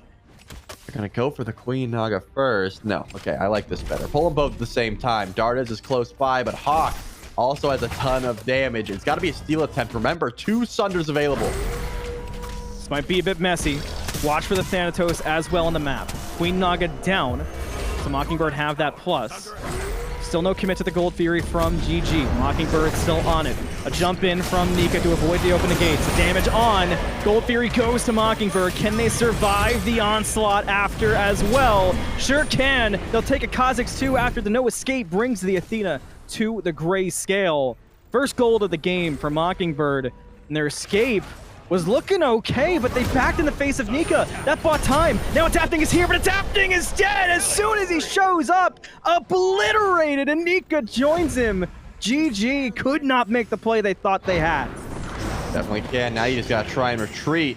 You got plenty of time here if you're Mockingbird. I wonder if they back and go in for Fire Giant. You got 30 seconds without Nika, 30 seconds without Adapting. They're making a beeline for the Fire Giant. No runic bombs available. No Sunder going to be available if Nika doesn't show up. That means that a possible Fire Giant attempt could be exactly what the doctor ordered. But you got to watch out. Hovering Death is going to be available. Adapting can get here quite quickly. And it's not as if Mockingbird does this fast. Remember, they don't have a true auto attacker. It's just off the back of Loki, but that Queen Naga buff will definitely help. Dardas has ultimate Fire Giant started up. Get ready, here we go. GG ready to answer. Fenrir on the way. Thanatos, same thing. Fire Giant going so slowly, not even at half health yet. So maybe the fight's more interesting for Mockingbird. They get a lot of damage onto Dardas, who's already dead. Ultimate committed to and could not find a soul. And GG, the call, retreat, and reposition Mockingbird back under the fire. So going for the pull. Calvin's looking a little bit weak, but Fire Giant wasn't reset. It's sitting at 5,000 HP. Nika would love to get involved. Does find the ultimate and pulled back squad just to grab the bead. But he's getting weak. Can Adapt and get the execute? Doesn't even need it. He's gone. So where does the execute go instead? Kha'Zix's already dead. The land down from Adapting, not going to find anybody. And Adapting might just die to Herox, and indeed does. The rampage for the Loki, but he got caught in between the airstrike and goes down the coast. And it looks like Nico will be joining. That's 4 dead for Giovanni Giorgio. Only the Jingwei escapes, but they did stop the Fire Giant. I mean, that's all they really needed, though, Malum. You still have an even gold for now if you are Giovanni Giorgio, and you know Fire Giant's not going down, but Hawk needs to be stopped. That's what I've noticed. This Kate is doing so much damage, is being incredibly elusive. The only member in the whole game who has not died just yet. I mean, there's been a lot of presence from Nika onto the carries, but I think Hawk's been able to hold on to the beads for quite some time. Beautiful ultimate there just to try and get something down. As Deduin is getting chased down. Ooh, those crits are starting to do a lot. Coast doesn't seem like he's going to be able to chase down. Man, Deduin, I did not think he was going to be hit for some upwards of 300 there. That was a Titan's Bane finish for Bayporish Coast, which definitely helps out in the auto attack department. But again, you got to consider that game could have went a lot, or that poll could have went a lot differently if they had more Fire Giant damage, right? I don't think you're able to kill Dardas without the World Weaver, but if you had some crit in your pocket or some auto attack, maybe Fire Giant goes down. It's just it's a trade-off. Your team fights a bit stronger, but your objective shred where you're trying to pull on a limited time, it's just not as possible. I can't believe how even this game is. Game 1 had me set up to think that Mockingbird had really run into that wall that we were curious if they would run into. This idea of, well, who can you actually compete with? How good are you? In Game 1, just looked a bit rough. We talked about it. It was a team composition. They come out in Game 2, a new look, and it feels like GG cannot escape them. Deduin, look how aggressive the Bacchus can posture as the Tier 1 falls. I mean, this is a totally new Mockingbird. You would think this was a new set overall, aside from the one game advantage. Pyromancer started up. Giovanni Giorgio is here. Coast still trying to fly, and he's going to be a little bit late to this one. Only really up to Kha'Zix to Dart Eggs to go for the steal. And they jump in anyways to do it. Try to go for the pullback. There's a knock-up as well. Talisman out. Kha'Zix looking for the escape. World Weaver going to help commit, and Deduin will get the kill to find the killing spree. The bring back, though, on Deduin. Good for the kill, and the shutdown gold goes to Coast. Adapting in the sky, but reconsiders the engage. Herox was lurking in the jungle, so a good call there. GG call off the hunt, but Herox still looking for a pick. Commits onto the Jingwei. Finds good damage, but no pick. No pick is right. Love that aggression, though. I think Herox is using that ultimate perfectly. Remember, Coast doesn't have bead, so he has to treat every bit of stun like it's life or death, which means airstrike gets forced out. Now you're not less safer. Yo, the Ancient Fury was the call, and you saw Giovanni Giorgio went for Fire Giant immediately, but there was vision. Mockingbird was on to that fact, so we don't see FG being pulled. I love that play from Giovanni Giorgio, though. They show you, hey, yeah, we're down. We still are able to pull in your face because we have Jingwei. We have extra crit damage, but we do not have vision on the objective. So not going to be committed to for the time being. It's just going to be even for now. I mean, Calvin is doing a whole hell of a lot. Again, Calvin does seem to be the one being targeted in these engagements because he's stepping forward, but the cripple chains are making sure that Nika can't do that much. Kha'Zix gets stuck. Like, the people that want to frontline for Giovanni Giorgio have to be so careful about their movement because of Calvin. Plus a spectral armor, a rare item that we've seen in Smite 2, but in this instance, with Coast hitting so hard, its value is definitely there. Certainly is for now. Just a little bit of a dance over in duo lane. Adapting again, 2 levels down, has lost all ability to 1v1 Herox, even if there really wasn't that much of an he's been ability. looking for picks from the execute, it seems like, solely. Yeah, he's going up to the sky in the middle of the fight and hoping that tanks get below, you know, that threshold, because if they don't, you're not ulting onto the carries. Again, Hawk out damages you every single time. Spud does so much burst damage if you're on top of a weave, which Adapting doesn't have Blink, doesn't have Aegis. It's just, you know, beads and a dream, which is hard to try and fall back onto. So it really does rely on Kha'Zix taunting someone into Kos and Dardez's damage, and hopefully they get into threshold. If that doesn't happen, there hasn't been a lot of success from Giovanni Giorgio recently. It's been all in favor of Mockingbird. They can do no wrong. Their comp is quite easy to execute on, right? When you've got Heartseeker and Crusher from the Loki, Herok always in a decent position to just poke you out with that decoy.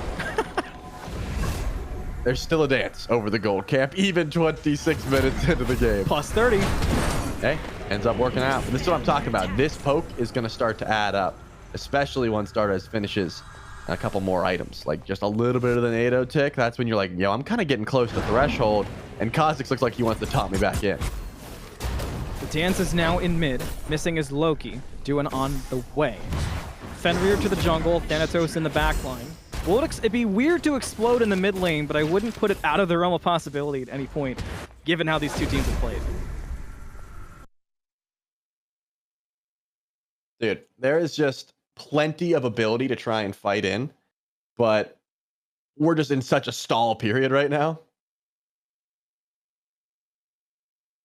Big time stall period. Indeed. Waiting to get this figured out. The tensions are real, even for us. You can see us both lean back. We've been in. We can see each other the whole time, and we've been locked in, man. Like heart beating. I stopped writing notes.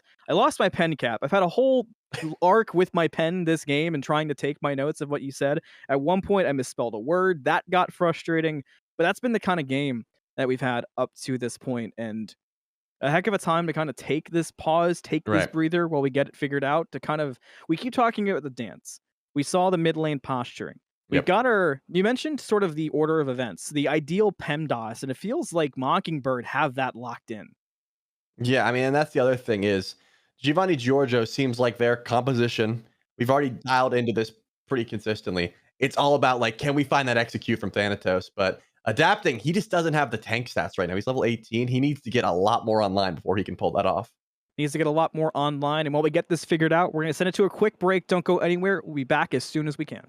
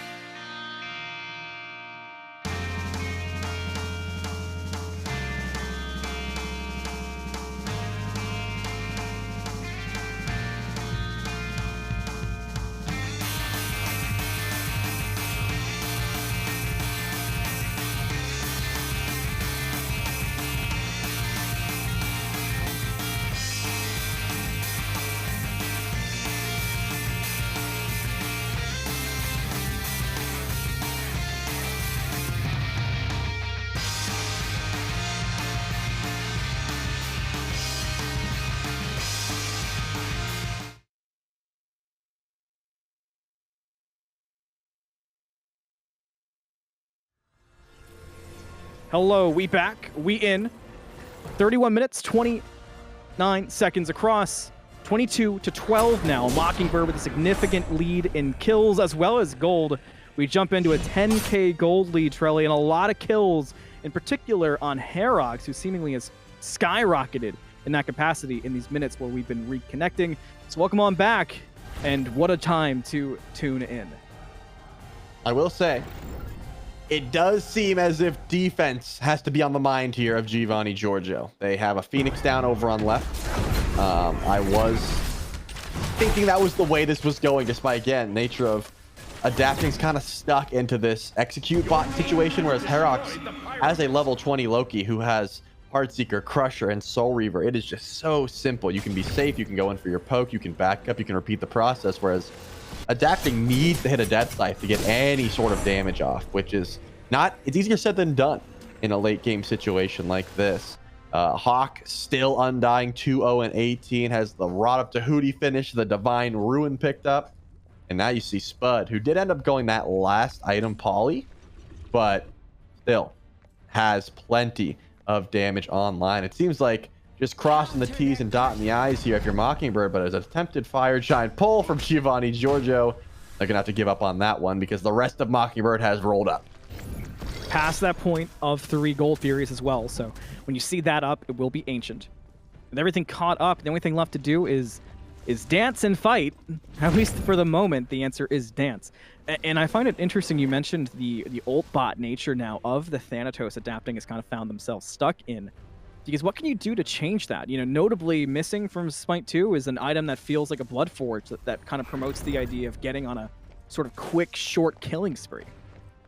It's tough because I think if you have like a Blink, Scythe, Hydra's Auto 3 auto, that still is not going to be able to return as much damage as like Loki vanishing on you and then into an Assassinate, which again is so easy. What I just explained is not something that you can do consistently, whereas hi-rez has so much freedom towards it. It's not difficult at all. Fire Giant once again started up. Keep your eyes on that health bar, getting below 7,000. Here comes Nico with the pickup, but not low enough is to do it.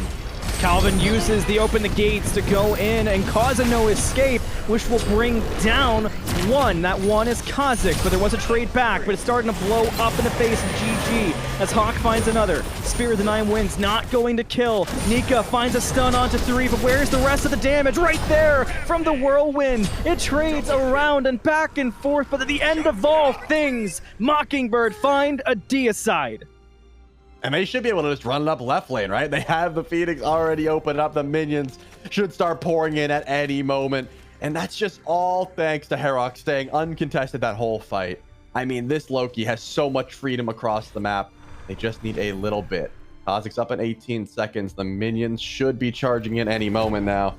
I think it's going to be close off the back of stalling, but they should be able to have this Titan drop. hi-rez just does so much damage. Here they go. Mockingbird are in the fountain. The throne room siege begins. Kazak's about to respawn, but it might just be too late. Wrap it up. Game 3 time. Mockingbird look great in game 2. And again, I think it goes off the back of just which side gets the Loki. And I'm not saying Loki was the reason game 1 was won, but it was certainly the reason that fight went so well. Your late game is incredibly important, and Dardas and Coast, they got online, I would say, but Adapting clutch moments was able to get the first kill of that fight, but it was just immediately answered back. I'm thinking ease of damage was the conversation here. Spud doesn't have to, you know, commit that much damage. Hawk just goes undying that entire set, and then of course hi-rez doesn't even have to commit until the fight's essentially already won.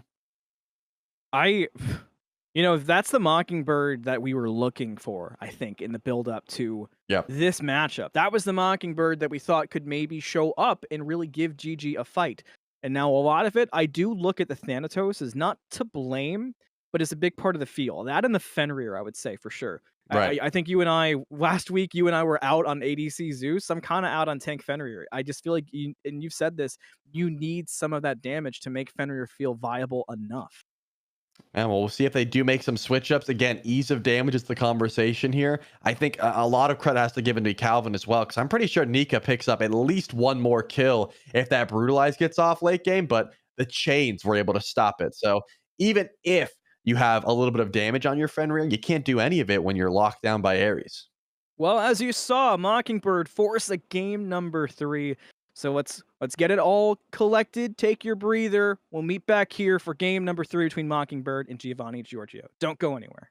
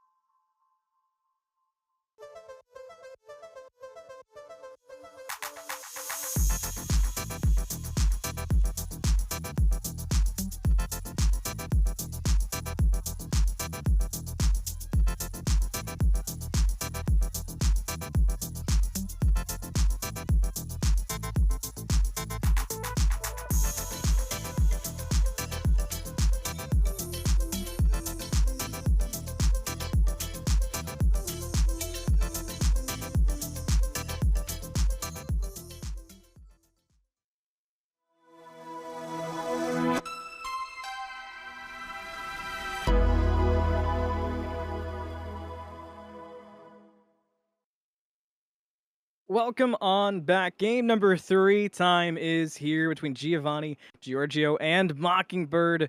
The set we are looking forward to for EMEA is going the distance. What a shocker. Malum and Trelly here to continue to yap over what's been an exciting matchup of Smite 2. Speaking of Smite 2, you want to play, you know the drill, but make sure you do it and bring a friend too. Why not? Exclamation point access in the Twitch chat right now. That'll give you some links. Click those links, put in the code SMITE2 Esports, and you and your pals can be playing Smite 2 right now. You can even try to replicate some of the gameplay that we've seen. And Trelly, if anybody who enters in gets into Smite 2, if they can replicate the gameplay from Mockingbird, I mean, my goodness, they could do pretty well in the open brackets.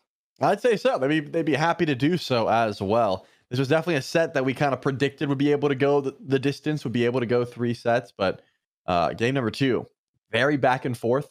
Loved watching it, but it did seem like there was a bit of a timer on that game because of, you know, how much value the Ares was going to get late game, how much value hi-rez was going to get on this Loki pickup late game. And that's sort of what happened, which means game 3 even more exciting because picks and bans have been pretty consistent with like, hey, we don't want to deal with Baron. We don't want to deal with Odin. Could still be the case, but again, first pick has so much power where they can let the Odin through. They can let things like the Hecate through. They can let so many options through. And because of that, the second pick is pretty much forced to ban Baron, and you can get something interesting, whether that's something like Emoja or that's something like, in this case, that Bacchus pickup. Only time will tell. But for my money, this Loki pickup needs to be dealt with, even if it's not by like I think there are picks that have good matchups into Loki. For example, Chalk, who like has that natural bulk. You know, he can really scrap with a Loki, whereas Thanatos is so glass cannon as well, but has no poke. You can see the damage difference. Adapting only does 9k because it's just really executes that are happening. Whereas hi-rez had so much poke, he had Soul Reaver, Crusher, and Heartseeker just being spammed. That ease of poke is the reason that, you know, Loki is pretty highly prioritized right now. Big difference of a game for Dardes as well. Still did insane damage, but I kind of expected. So game 1, we talked about the potential of the Cuckoo getting grabbed for Dardes. Right. In game 2, we saw it and we both were like, oh, so, you know, wrap it up. And now I'm not finding myself saying it needs to get banned. So as we get into picks and bans for game number 3, the Cuckoo is a big question. Loki remains the biggest question. Where has Yemoja been? Oh, where in the world is Yemoja? And Baron, will that be another ban out? And don't forget the Odin from game number 1 that Nika made look so good. The start is a Hecate ban. Pretty much guarantees Nika gets Odin. I mean, that's got to be the case, right? There's no way it's Odin ban over Baron. I mean, I guess it could be. We know how disgusting the Odin was early on. Okay, yeah, they thought the same thing. I was like, dude, you know what? Now that I think about game number 1, Nika's HP did not drop below 90% the whole game. So it looks like that was more of a wait. This is obviously going to be a Baron, but the question is, do you just throw it into support? Or do you throw it into somewhere like solo lane? I assume it's support. That's kind of been the call. We haven't seen Baron much, but that's been more often than not where he's been able to find his home. But ease of engage, good damage, sustain. Baron's got all of that. And also, because the Jingwei just got locked in, I'm taking this Neath. If Neath doesn't get locked in that pick right there, I'm grabbing Neath immediately for Coast. I do Loki, so keeping the Loki away from Giovanni. So I'm with you. Grab the Neath for sure, and then from there you open things up a bit more. I do like taking the Jingwei away from Coast because it's been comfortable. But Trelly, I think we would both stand by that has not been the issue for Mockingbird at any point. I guess they just wanted more control, and at least now you have the crit. You have that auto attack that they were still lacking in game 2, even though the objectives went well. Sure did. We can see where Giovanni Giorgio looks next. Again, Dardes has been pretty consistent with just going towards that Cuckoo. I would not mind. Ooh, is this okay? So now we see Fenrir jungle, I have to guess, because Bacchus, I'm thinking you take over the solo lane. He's played it a lot. I've already spoken about how the Baron's got to be going support. I guess there's a world. No, there's not a world. There's not a world. It's got to be jungle. That's got to be jungle pick that's being hovered right now, or at least thought about for Giovanni Giorgio. I don't think you go back to the Thanatos either. You are pretty consistently trying to deal with Loki, and Fenrir can do that when you get ahead and you have some nice damage under your belt. So I do like this front line for GG, whereas Mockingbird, yeah, they didn't have anything. That was the one reason there was probably a question mark around that Fenrir pick, is this Ares was still available. But you just got to avoid him as best you can. That's kind of what's going on here. And maybe showing why the other regions, being APAC, Latin, have prioritized the area so much. Mockingbird go back to it. Calvin looked fantastic in the previous game on it. Trelly kept pointing out, Calvin would walk up and just be able to cause so much trouble for GG to deal with. And also Mockingbird take away the Cuckoo, so complete control over the GG draft from Mockingbird this time round. And Dardas won't have that Cuckoo that we're going on 2 weeks of comfort with so far for Dardas, but Sasano accompanying the Fenrir, so does that push Baron to mid? Yeah, I think Dardas might have the Baron, which is not why Baron is good right now. I've already mentioned this, but the Baron mid, I've tried it many times. It's not as useful, man. You need the tank stats, I think, to make it worth. Sure, Chronos Pendant, Book of Thoth, Breathplate, like that can all work, but you just get so much more value when you're tankier. Unless Dardas is taking one of the Susano or the Fenrir, I guess. Like that could be the other option. I doubt it, but it's possible. I don't love the Baron mid, honestly. Baron's still great regardless. Like, he's just a good pickup in general, but you need to build him some tank to get value out of that spam, heal his cooldowns. This is an interesting one. If we're just picking off composition alone, despite the fact that I see Bacchus, Fenrir, and Baron on one team comp, Mockingbird's late game looks pretty gross, but Giovanni Giorgio can certainly snowball. This is a weird one. I've seen Baron played by Shinto in mid and do okay, but the options are limited. I was watching Smite Prime last night, same thing, not a lot of Baron mid. I don't think I saw it at all, so big risk there. Do want to point out the on her. Coast has had this situation before, where the Jingwei was taken away, and I remember you and I had that cast, and we both said, oh, gee, if only Coast had other ADCs that could be grabbed. And obviously that on her at the top of the list for Coast, and the comfort pick at that. And if I remember correctly, this was a while ago, a few weeks now, Coast performed fantastic on the on her and got even more aggressive, which could be a really interesting response to having that Jingwei across from you as your opponent. I mean, yeah, that's the thing. On her always has the pressure early. It's just late game, he has a bit of a fall off because you don't have anything that like enhances your auto attacks, whether it's making them large and crit or attack speed. But if you just want to try and snowball, which is what Giovanni's comp does in its entirety, right? You just want to win early. You're not trying to let Cuckoo, Loki, and Jingwei see level 20. It can certainly work, but you have to get aggressive and you have to, you know, try and force as many fights as possible. This is not like, let's just chill and see what Mockingbird does. This is, they need to be reacting to us. And you're going to have two tanks that have beads, which means the Fenrir is going to lose a lot of value. We've already talked about that plenty, but now you have things like Baron and Bacchus that are going to be benefiting from those beads being down. I mean, life of the party can set up a whole heck of a lot if you have cooldown, which that's the only way to build Baron right now. Like, Chronos Pendant is a necessity on this character.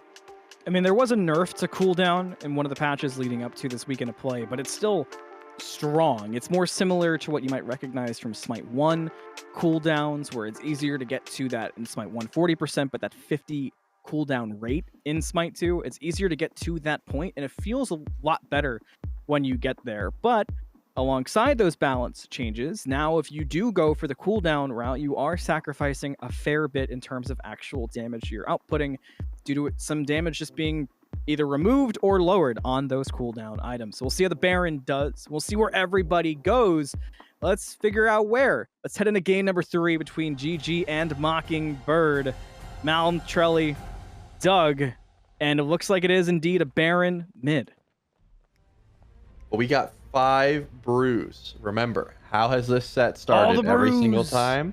Do you remember how this set has started every single time? It's been Mockingbird running to that blue buff every single time they've done it. And this time, when there's 5 Baron's brews waiting for them, they decide not to make that call and they decide to sit in their own jungle. Maybe it's because it's game 3. Maybe it's because of the Baron's brew. Regardless, they are not grouping up towards the enemy blue buff as they have done 2 games in a row. Something to note, though, Deduin on the Athena solo does have the Bumbas start. So, going to be interesting. Remember, the benefit of Athena in other lanes is you can, like, you know, teleport over, ult back, that sort of thing. Still can be done in solo, but you will lose a little bit of pressure towards it. Nika should have a much better time in this game than he's had in the previous, where, you know, Bacchus can trade back, has good damage, has good return, whereas Athena really doesn't have that. With the new base teleporters, the only thing I can think of is Dodoon using that ultimate aggressively in other lanes and having to constantly keep their lane teleporter up and that cooldown ready, which the Athena ultimate cooldown far exceeds that of the lane teleporter, but still something to keep an eye on of where Dodoon actually goes and when. But no invades, nothing crazy to start things out, no weird red buff trades as we've seen, aside from Dodoon actually. He did take that red buff away.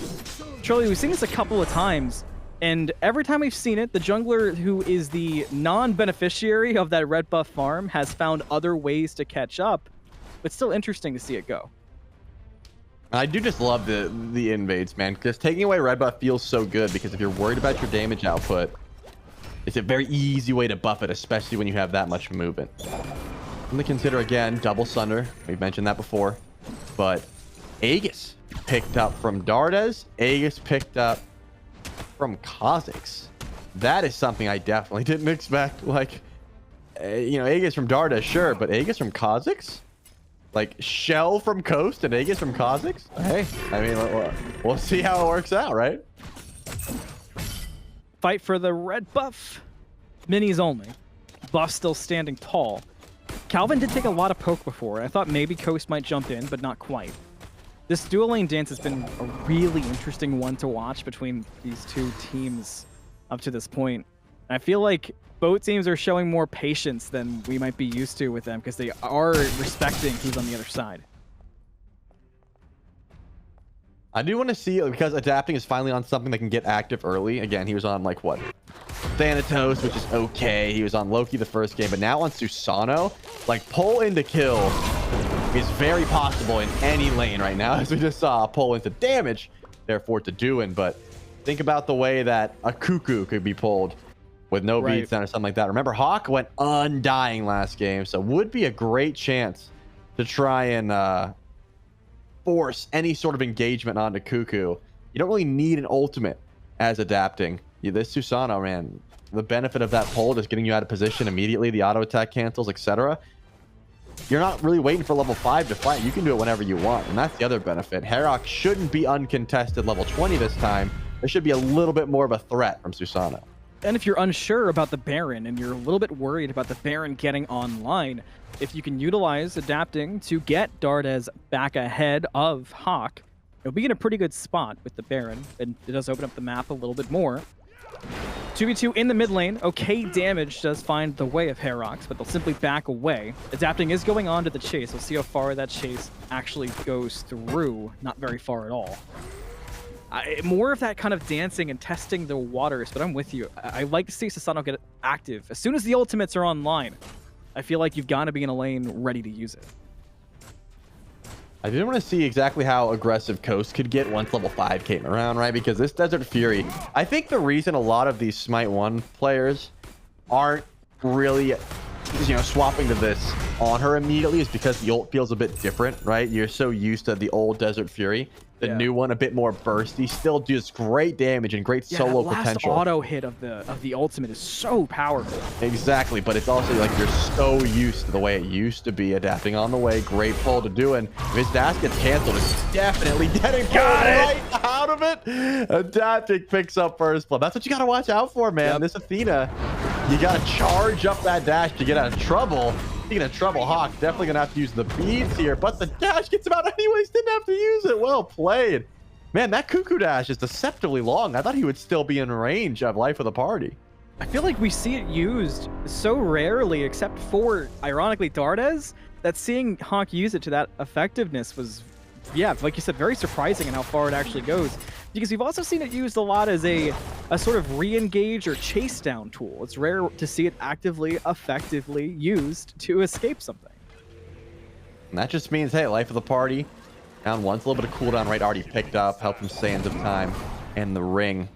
So should be back up relatively soon. And again, that's one of the strong suits of Baron. You will see 2 life of the parties in one fight. You will see 2 rapid ups chained together as the game continues. It's very annoying to try and deal with. You always have to make sure your beads are available or someone can take that ult for you. And because adapting got off to such a great start, now you kind of just follow the Susano. Adapting even is trying to leverage that late game potential. As you can see, Transcendence first item. This is not usually a Susano item, Usually but hey, a Tekokagi or a Yoden's Revenge. exactly. But you know, when you're saying, hey, this game might go late and I want to do as much damage as humanly possible or godly possible, the Transcendence is the best way to do so. I'm curious how that will play out for sure on the Susano. Just some trade out in solo. We've seen it before, but I will say it is interesting watching a Fenrir and an Athena trade out. It's not a common solo lane matchup we've seen, especially in SMITE 2 so far. Athena was rare for a while, but now in solo even more so. Let's step up and Spud. No aggression there. Again, dude, we talked about this already, but Coast was the guy who would jump in on every wave, always look for the 1v1, always look for the aggression. Again, game number 3, I understand, but I do want to see like a nice pillar stud, a good pillar into Desert Yeah, it's Fury. Coast on her, you know? Exactly. You don't get to see it all the time, and when you do see it, you don't want to see it used for farming, right? I want Spud to be fearful just of the 1v1 potential, because late game, I can tell you, Coast will be fearful, right? These crits you just cannot match, so you gotta try and get aggressive when you can. That might be the time. Ooh, unfortunate. Yeah, a bit off the mark. Watch the Loki nearby. See if the gank actually happens. Coast in trouble. No escape used. Desert's Fury is the response. Plenty of time. There's the shell too, but there's too much CC, too much damage. Not enough Coast remaining on the map. A kill for hi-rez. Beautifully timed assassinate right after the CC immunity from Desert Fury ends up. That will be that kill we were talking about. Mika does go for a pickup here. Guess what? Adapting's on the way. Oh, instead of the dash, much smarter play from Taduin this time around. Gets out of trouble. Again, that dash gets knocked up, gets pulled out, gets stunned. That ult, plenty of extra tank stats, gets you out of trouble. And if the lane teleporter is ready, Taduin will get back to lane no problem. Unfortunately, it's not. Oh, yeah, I was going to say, unfortunately, it's not. Taduin does not take the fast track to lane, so he's going to lose a little bit of minions to the tower. But not going to be the end of the world. Interestingly enough, though, Nika actually starts Pharaoh's Curse first item on this Fenrir. Remember, old horrific emblem, it's going to be able to slow your movement speed and attack speed. Active effect, though, so you have to actually proc it.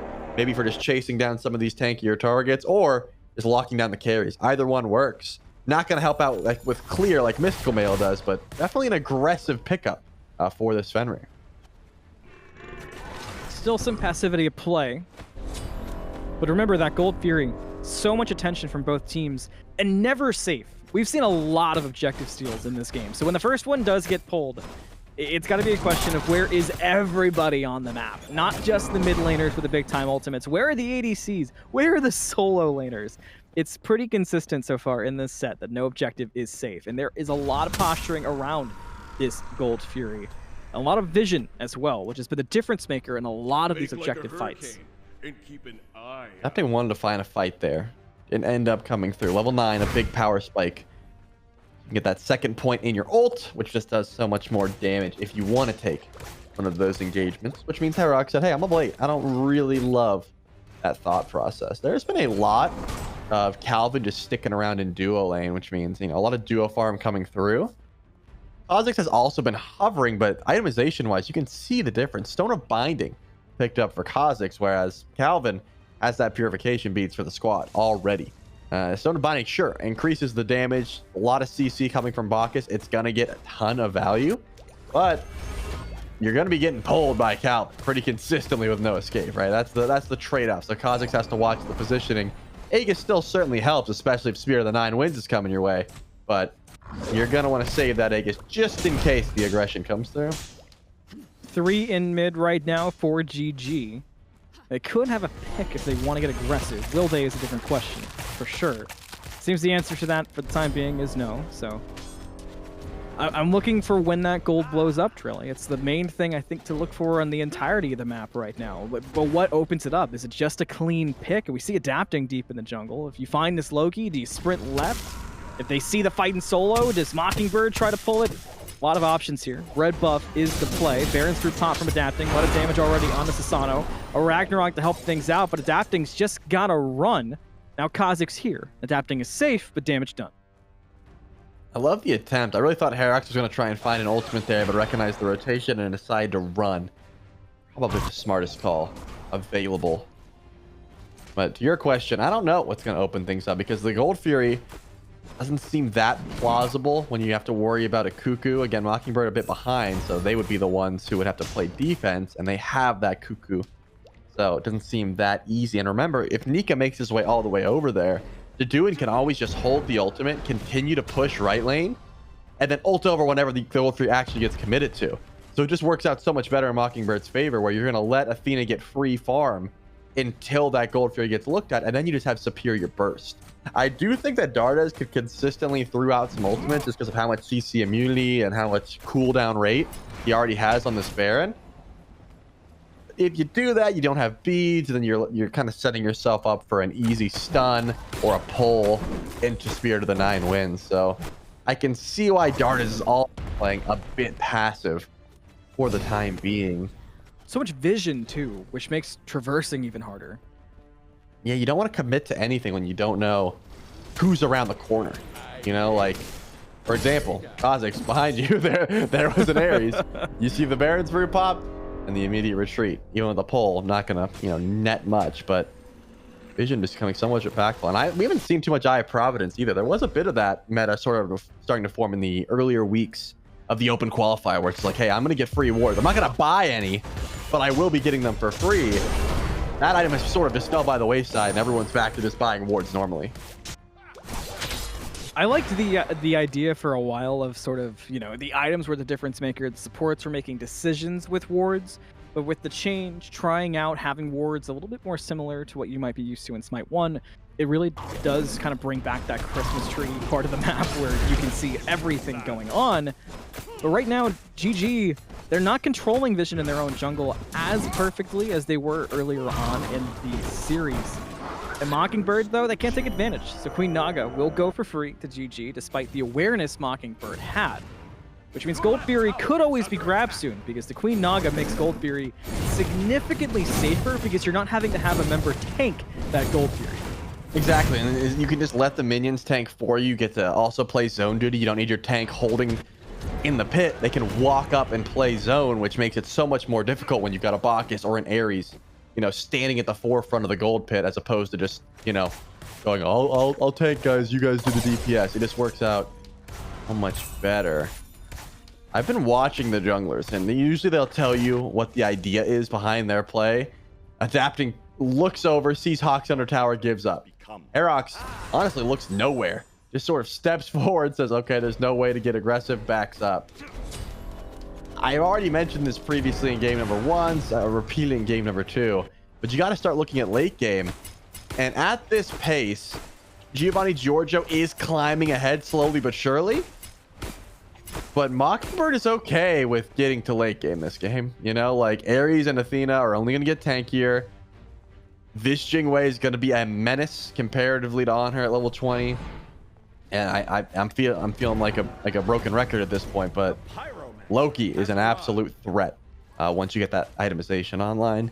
It's not as if adapting has the same fault that a Thanatos does, but still scary stuff. So ease of execution is only going to get better. I do think that Giovanni Giorgio needs to start trying to pull the trigger somewhere.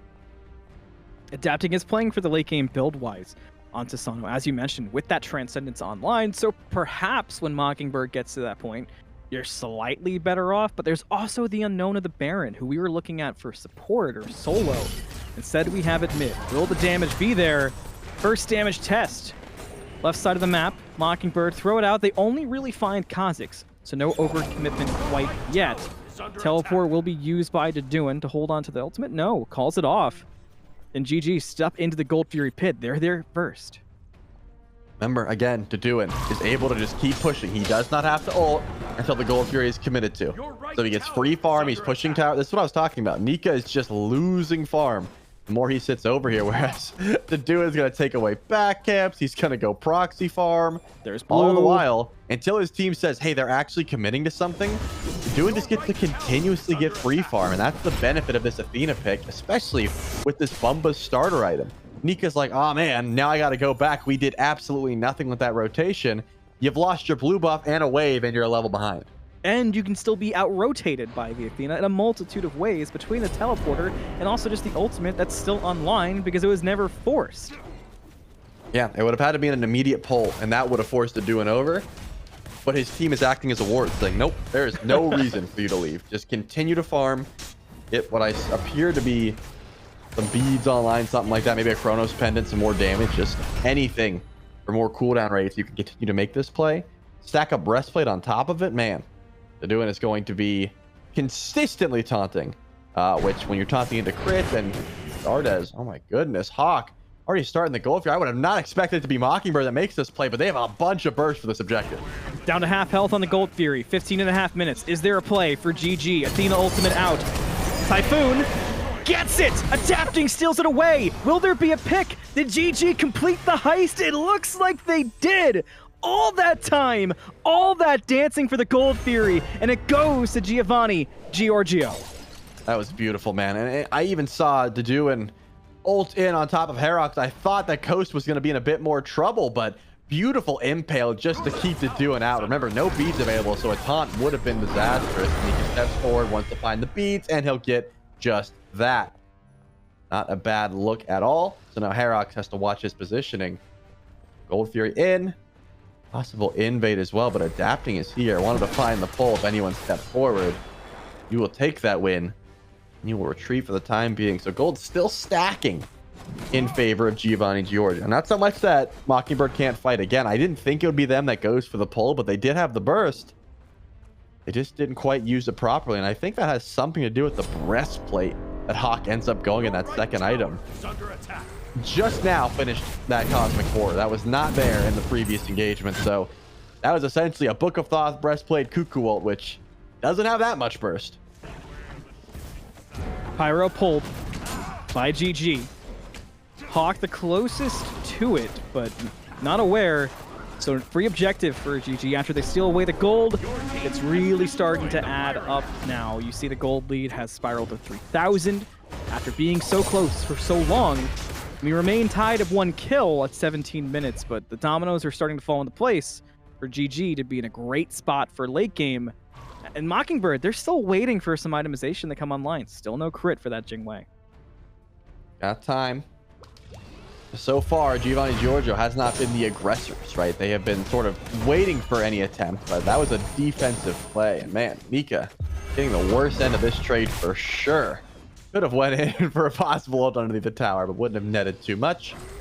Just playing defense here. This is something you got to worry about, though. Remember, they do and consistently can keep not rotating out of this lane and getting further and further ahead. I mean, a level 20 Athena is definitely a threat to carries. Like with Sunder as well, you can do a good bit of damage. So Nika has to try and, you know, match that level of farm while also surviving in lane with the onslaught of cooldowns coming from Deduin. With Gold Fury down and with no more aggression in mind, that's too much. I said no more aggression in mind, but the rotation from Deduin and already some low health bars here. Kha'Zix is in trouble. Does get the flop away. We'll be okay for the time being. But now Deduin's here. The taunt out. Beat's going to be a bit late from Kha'Zix. Will it be enough to survive? There's the Aegis. So far, it is. Look who's separated. It's adapting on. That's Asano, but still nearby.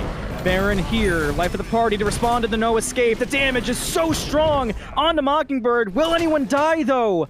Doesn't seem to be the case. Calvin lives on a sliver of teleport, HP. though. But look at the Fenrir. Is the lurk there? Coast on the chase. Adapting's got one too. Nika looks to help Adapting. They bring down Herox. The rest of Mockingbird get away. Damage done in the fight, though. It's 5 healthy of GG. I mean, that's a much better trade, though. I thought that the call would have just been trying and chase down Calvin, but finding the Loki is a much better call. Lazy back could be the call. Can Adapting find anyone here? No, not Athena. That is not the target you were looking for.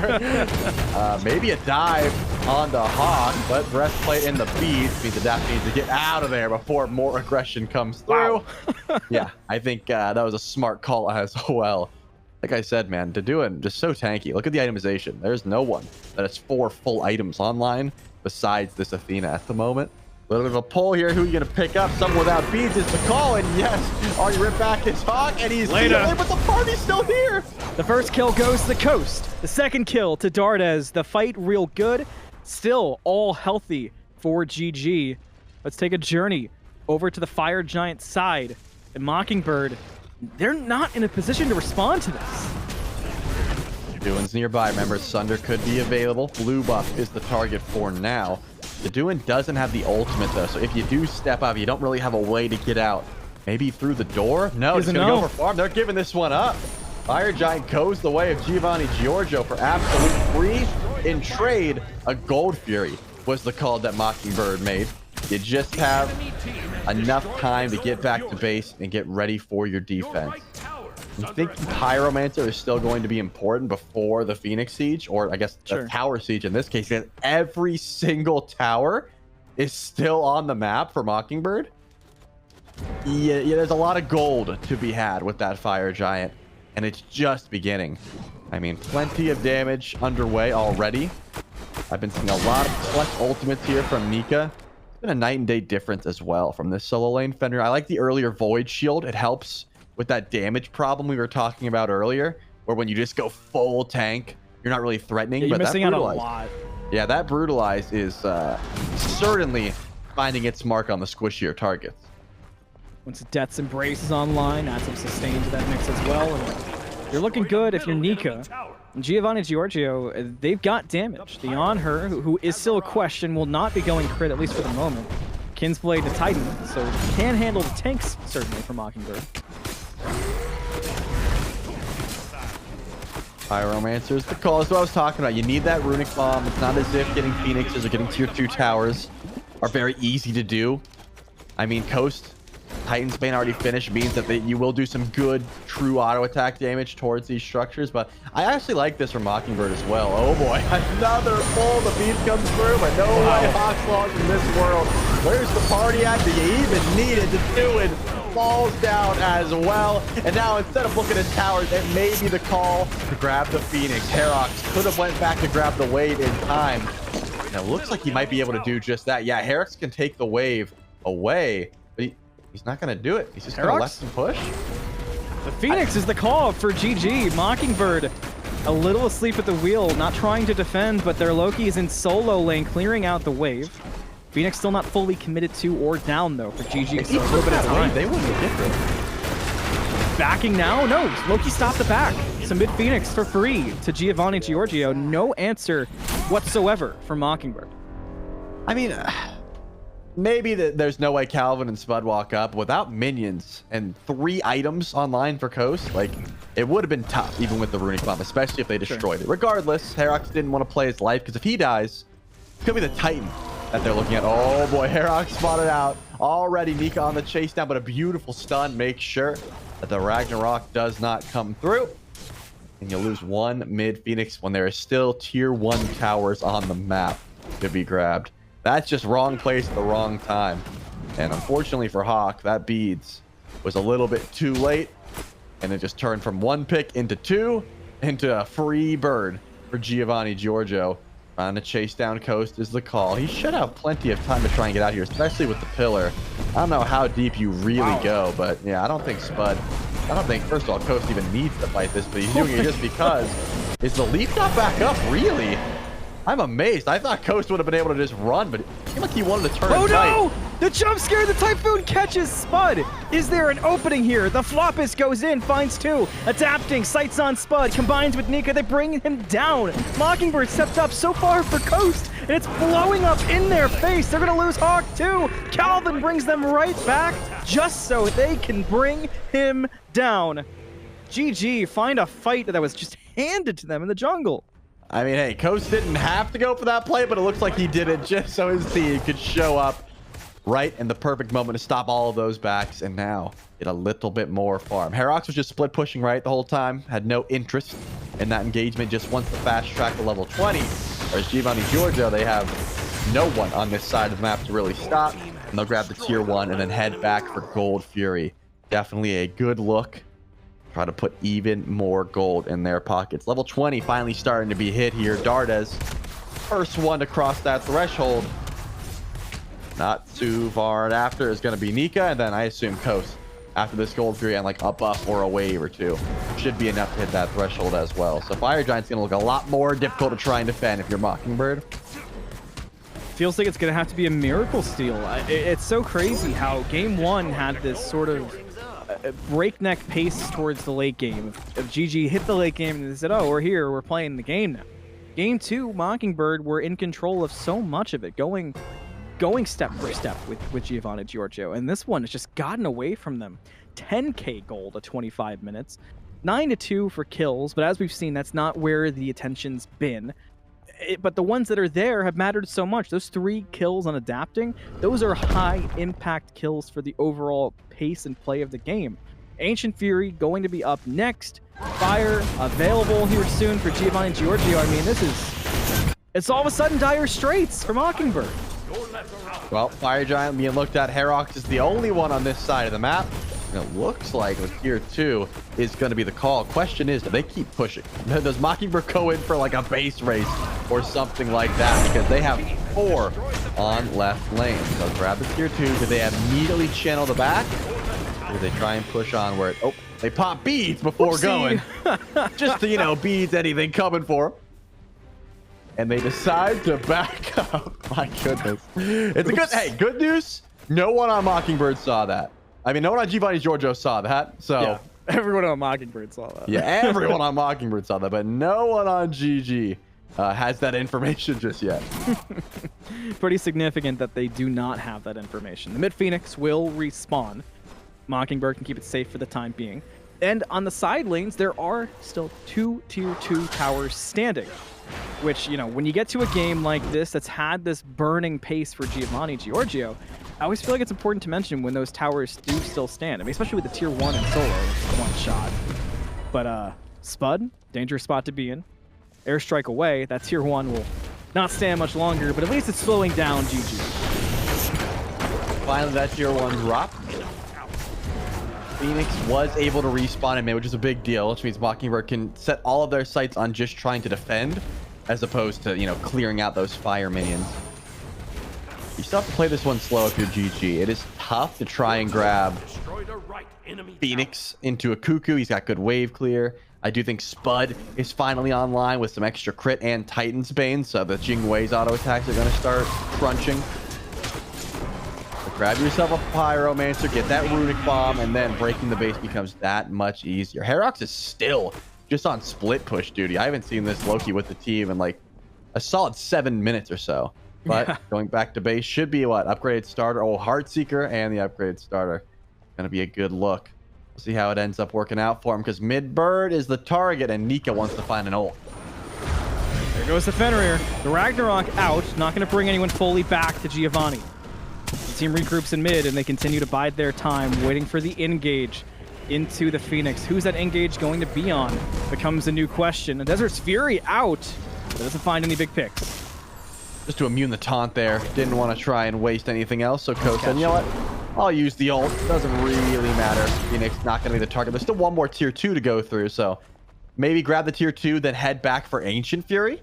Shuts down all the Phoenixes, or at least turns them on half, which is a big benefit, right? If you're trying to tank up the Phoenix and they're shooting at half capacity, you are much tankier underneath those structures. So I wouldn't hate that call. If it's just immediate into Ancient Fury, then back up and try again, they have the time to do so. Their Fire Giant buff will get scarce, but with that Runic Bomb, it would look a lot easier. Doesn't seem like they know if they want to commit to it yet. I saw a bit of back and forth there from Coast, but they found the right play. Just go ahead and burn through this, shut down all 3 birds, and then go in for their push. I like this call a lot. It'll make those Phoenixes a lot less effective. The mid Phoenix will be back to nearly full health. So Mockingbird have some tools to work with. That beads we saw earlier will be close to back up, if not back up already. But Nika we've seen dive in, so watch for the Ragnarok for sure. Hovering around, not real vision. You gotta hit that jump stun first. That's what Nika's after. I like keeping these waves pushed up. Definitely a good look. I wouldn't hate even split pushing, right? Like I said, adapting over to left. You should be pretty confident in the 1v1 versus hi-rez, but who cares about that? Mid Phoenix is the target, and Coast already starts shredding, and it's done. That's 1 Phoenix, and here comes the engage. Will there be enough kills off of it? Nika already low. No escape gonna find Dardes, but the Talisman will keep the Baron safe. And Age is expended as well from the Baron. So GG will retreat, not wanting to risk losing anyone, but hi-rez on the chase, on the Loki. Decoy hits, but going to be tough to fully chase down and get a pick here. I mean, everyone's healthy except for Nika. It looks like Mockingbird figure out the same thing. Yeah, a little bit messy on the comms, clearly, because Dardas never has to Aegis there as long as someone's giving him beads. And they had 2 sets of beads up, right? So a little bit unfortunate there, but also at this point, we probably don't have much time to Aegis anything valuable, because if you're getting hit by Spirit of the Nine Winds, you're probably in life of the party. And if that's the case, you're not going to Aegis anyways. So not the end of the world for Dardas. Still, only mid Phoenix being down. Mockingbird, they are slowly but surely catching back up here, getting those key item changes online. Soul Reaver picked up for Hawk. Wanting to upgrade that starter here soon. I think it's going to be another Fire Giant dance. And if it was left Phoenix, it'd be a little bit different, but mid Bird, you can definitely step forward and try and contest this. Coast in this right lane is fairly important because the waves are actually pushed up pretty positively at the moment for Mockingbird. So the further you can keep those under control, the more kind of safe you can control the minion waves will give you a better chance to push. With mid Phoenix down, Fire Giant on the horizon. We do have a short pause coming out. Hopefully we get back in the game soon. But it does give us some time to zoom out even further and kind of look at what could go down, what different paths we have. You mentioned the mid Phoenix being down is doable for Mockingbird in the defense. So on the defense of the siege of their own base is one thing. What do they have for a Fire Giant contest? Is it worth it to step out? Do you let it go? I mean, I think so. At this point, you're still worried about the damage that Kha'Zix and Nika can do to your backline, but I mean, Hawk has the breastplate, has been, decently safe as long as you have beads near you. And I think Deduin can be tanky enough to stay in the Fire Giant pit for a long time with that Sunder and seriously contest this objective. So I don't think you should be giving this up at all if you're Mockingbird. It's still scary stuff. The gold leaf's still about 12 to 13,000, I would say at this point. But Herox can do good damage. I already mentioned that Spud is pretty much online. So this is very easy to mess up if you're Giovanni Giorgio, right? You do just want to commit and DPS the objective down and try and confirm it. I believe there's one runic bomb in play. Kha'Zix might still have it unless it was used on that Phoenix siege. If not, then you got to worry about Hawk, right? That Cuckoo still does have Spirit of the Nine Winds on top of Sunder from Deduin, could be scary stuff. But I don't think you're trying to coin flip the objective if you're GG. I think you are looking for an engagement. I think you want to try and bait into a fight. And think about characters like Cuckoo. You get that dash, and then you're kind of stuck there. If you really can't run away that fast because you're kind of using your slow immunity and your movement speed to use instead of a dash, right? So after that, there's chase down from adapting. There's chase down from Nika. It's scary stuff, and you need Hawk to be able to step up to try and contest that objective. So I think you play it kind of slow, wait for it to get low, look for a steal, and then you do your best to get out. But it's the itemization dip that's the biggest worry right now. And how about the ADCs this game? Different build paths, speaking of the itemization, but Coast has made this on her. You mentioned what on her lacks right now. There's no stims to add to the auto attacks. You're not getting any big bonus crits like you're getting on Jingwei, but Coast has made the on her feel more dangerous this game than on her himself presents. Right. And I think off the back of just, playing smart, doing consistent damage, and the fact that he's had a lead all game, Spud's probably still about half a level down at the moment, or half an item down, I should say. They're both level 20. And because of that, they're not equal in build, which means Honor should be just winning those trades. Once you're both 6-slotted, that's when those differences start to add up. They haven't hit that point yet. There's no one in the game that's 6-slotted just yet. So you're not going to be able to really find those 1v1s if you're Spud. You're mostly just trying to hit auto attacks off your taunts and, playing around that regard. But still, it's going to help on Fire Giant, right? Jingwei does have plenty of extra crit chance for it. Well, back in game, DC figured out gameplay recommencing. It is game 3. Winner of this goes right to the playoffs. Do not forget that part. Giovanni Giorgio Mockingbird, 31 minutes, 9-2. The gold lead significantly in favor of Giovanni Giorgio. The Mockingbird are not out of options, and they're traversing through the jungle with no fear. Hiding in the grass is the call. No ward coverage here. Mockingbird, they are on a timer. Remember, those fire minions are going to pour into mid any second now. Nika has to be spotting this out. A big jump stun might be just enough for orders. This is where things break apart. Who's going to go down first? Trouble actually for Kha'Zix on the Bacchus to flop away. Can you get away? No, you cannot. Herox finds it, but the trades continue out. Dardes will find a killing spree at the end as Deduin goes down. That leaves it a 4-on-3, actually favoring Mockingbird. But they do send their Cuckoo back to heal up and handle that wave that's about to get into their Titan, which slows down any chance for objectives. Pyromancer are going to be grabbed here. Mockingbird close by. You've got Spud. Calvin's also here. Does he go for a wraparound play? Any steal attempt is going to be cut down for now. Finally, we're going to see those extra 6 slots come in. Full Rod for Dardes. Deathbringer online for Coast. These were things that weren't really getting flexed out in that last engagement, but are very important to have now. Mockingbird, do they go in for the Fire Giant? They've got 15 seconds on Kha'Zix, 16 on Coast. And remember, Deduin can just ult in. He'll get here immediately with that Defender of Olympus. Minions are going to be pouring in through mid eventually, but Nika already here. Has Sunder, has Runic Bomb. This is tough to try and go for. Runic Bomb Sunder steals this pretty easily.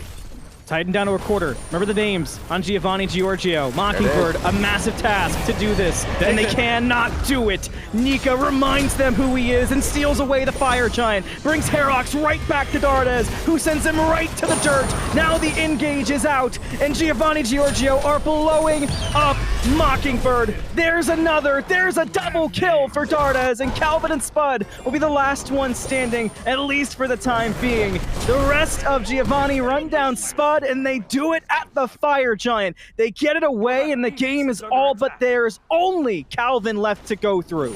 Easy take steal, and again, that's a tough play to try and make. You just cannot match the DPS of the Runic Bomb and the Sunder. Titan, just an afterthought here as we see the Fenrir emotes lighting up the sky. Calvin with the pole doesn't grab anything, and Giovanni, Giorgio, after playing with their food, will take it in game 3. Right to the playoffs. Giovanni, Giorgio buy themselves a lot of time to sit and relax, and they do it in dominant fashion right at the end with Nika reminding them who he is. He had that dog in him. He had that Fire Giant belt around the whole team from it, and what a clean fight after. I feel like a lot of attention would go to the steal and the Ragnarok after the steal, but the way that Giovanni, Giorgio actually picked apart Mockingbird after was exceptionally clean. Yeah, it's a tough play to try and make as well. If you're Mockingbird, I think you always try to commit to that Fire Giant because you have the 2-man advantage, but you don't have Calvin can't tank it forever. He was getting very weak there. Again, Runic Bomb and Sunder should always confirm there. I think that was a very easy play for Nika to make, but still clutch, right? It has to be made. He can't go for kills. He can't chase. He has to be locked in and just say, I'm going for fire. You guys do what you want. He does that flawlessly. And then kind of just 100-0s Hawk as well. After you get the FG buff, Fenrir is going to eat alive just about any carry in the business. So unfortunate there for the whole chase down. But I think Mockingbird, you're already down by so much. If you miss that opportunity, you're going to regret it. So I can see why they committed to that FG. It just didn't work out for him. And while Giovanni, Giorgio do move on, and also notably very low damage for everybody this game, that is very eye-catching. This isn't the end for Mockingbird.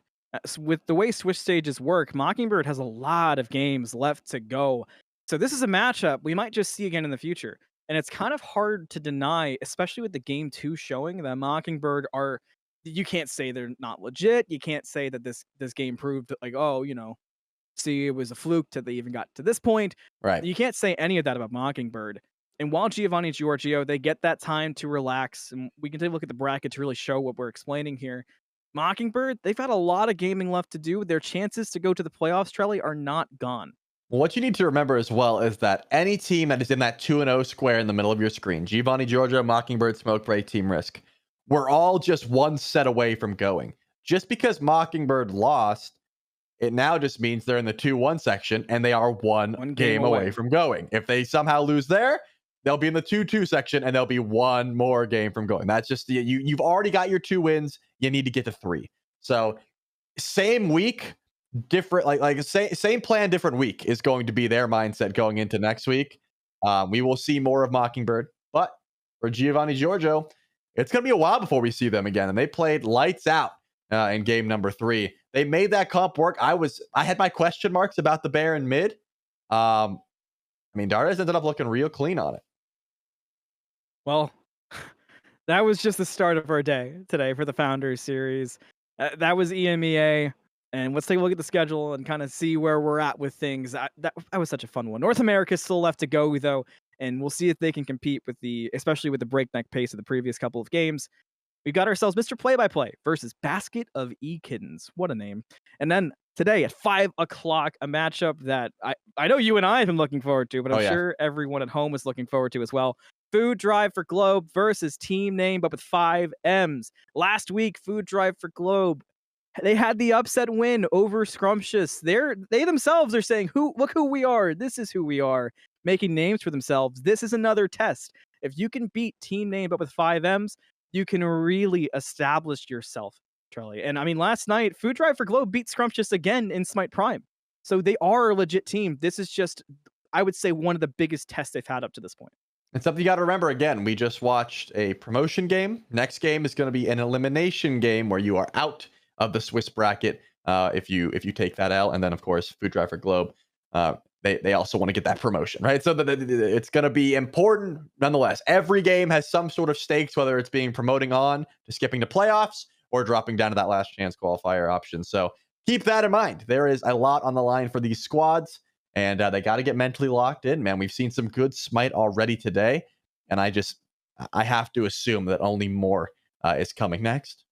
Kind of impossible not to assume that with the quality of games that are left today. And EMEA definitely set us off on the right foot, I would say, up to this point. I mean, I'm going to be thinking about that game 2 and how we evolved into the game 3 for Mockingbird and Team GG for a while, I think, Charlie. Yeah, exactly. That's the benefit. We get to watch the highlights of it later on. I'm sure we'll see them on Twitter. And then, hey, if you just tuned in and you somehow missed it, don't worry. We'll recap it for you on Friday at Smite Too Long Didn't Watch. So make sure, Smite Pro, Smite VOD, all the good stuff. And stick around today because more games to go. We're going to set it to a break and we'll come back at 3 o'clock with North American action. So don't go anywhere. We'll be right back at Smite Game.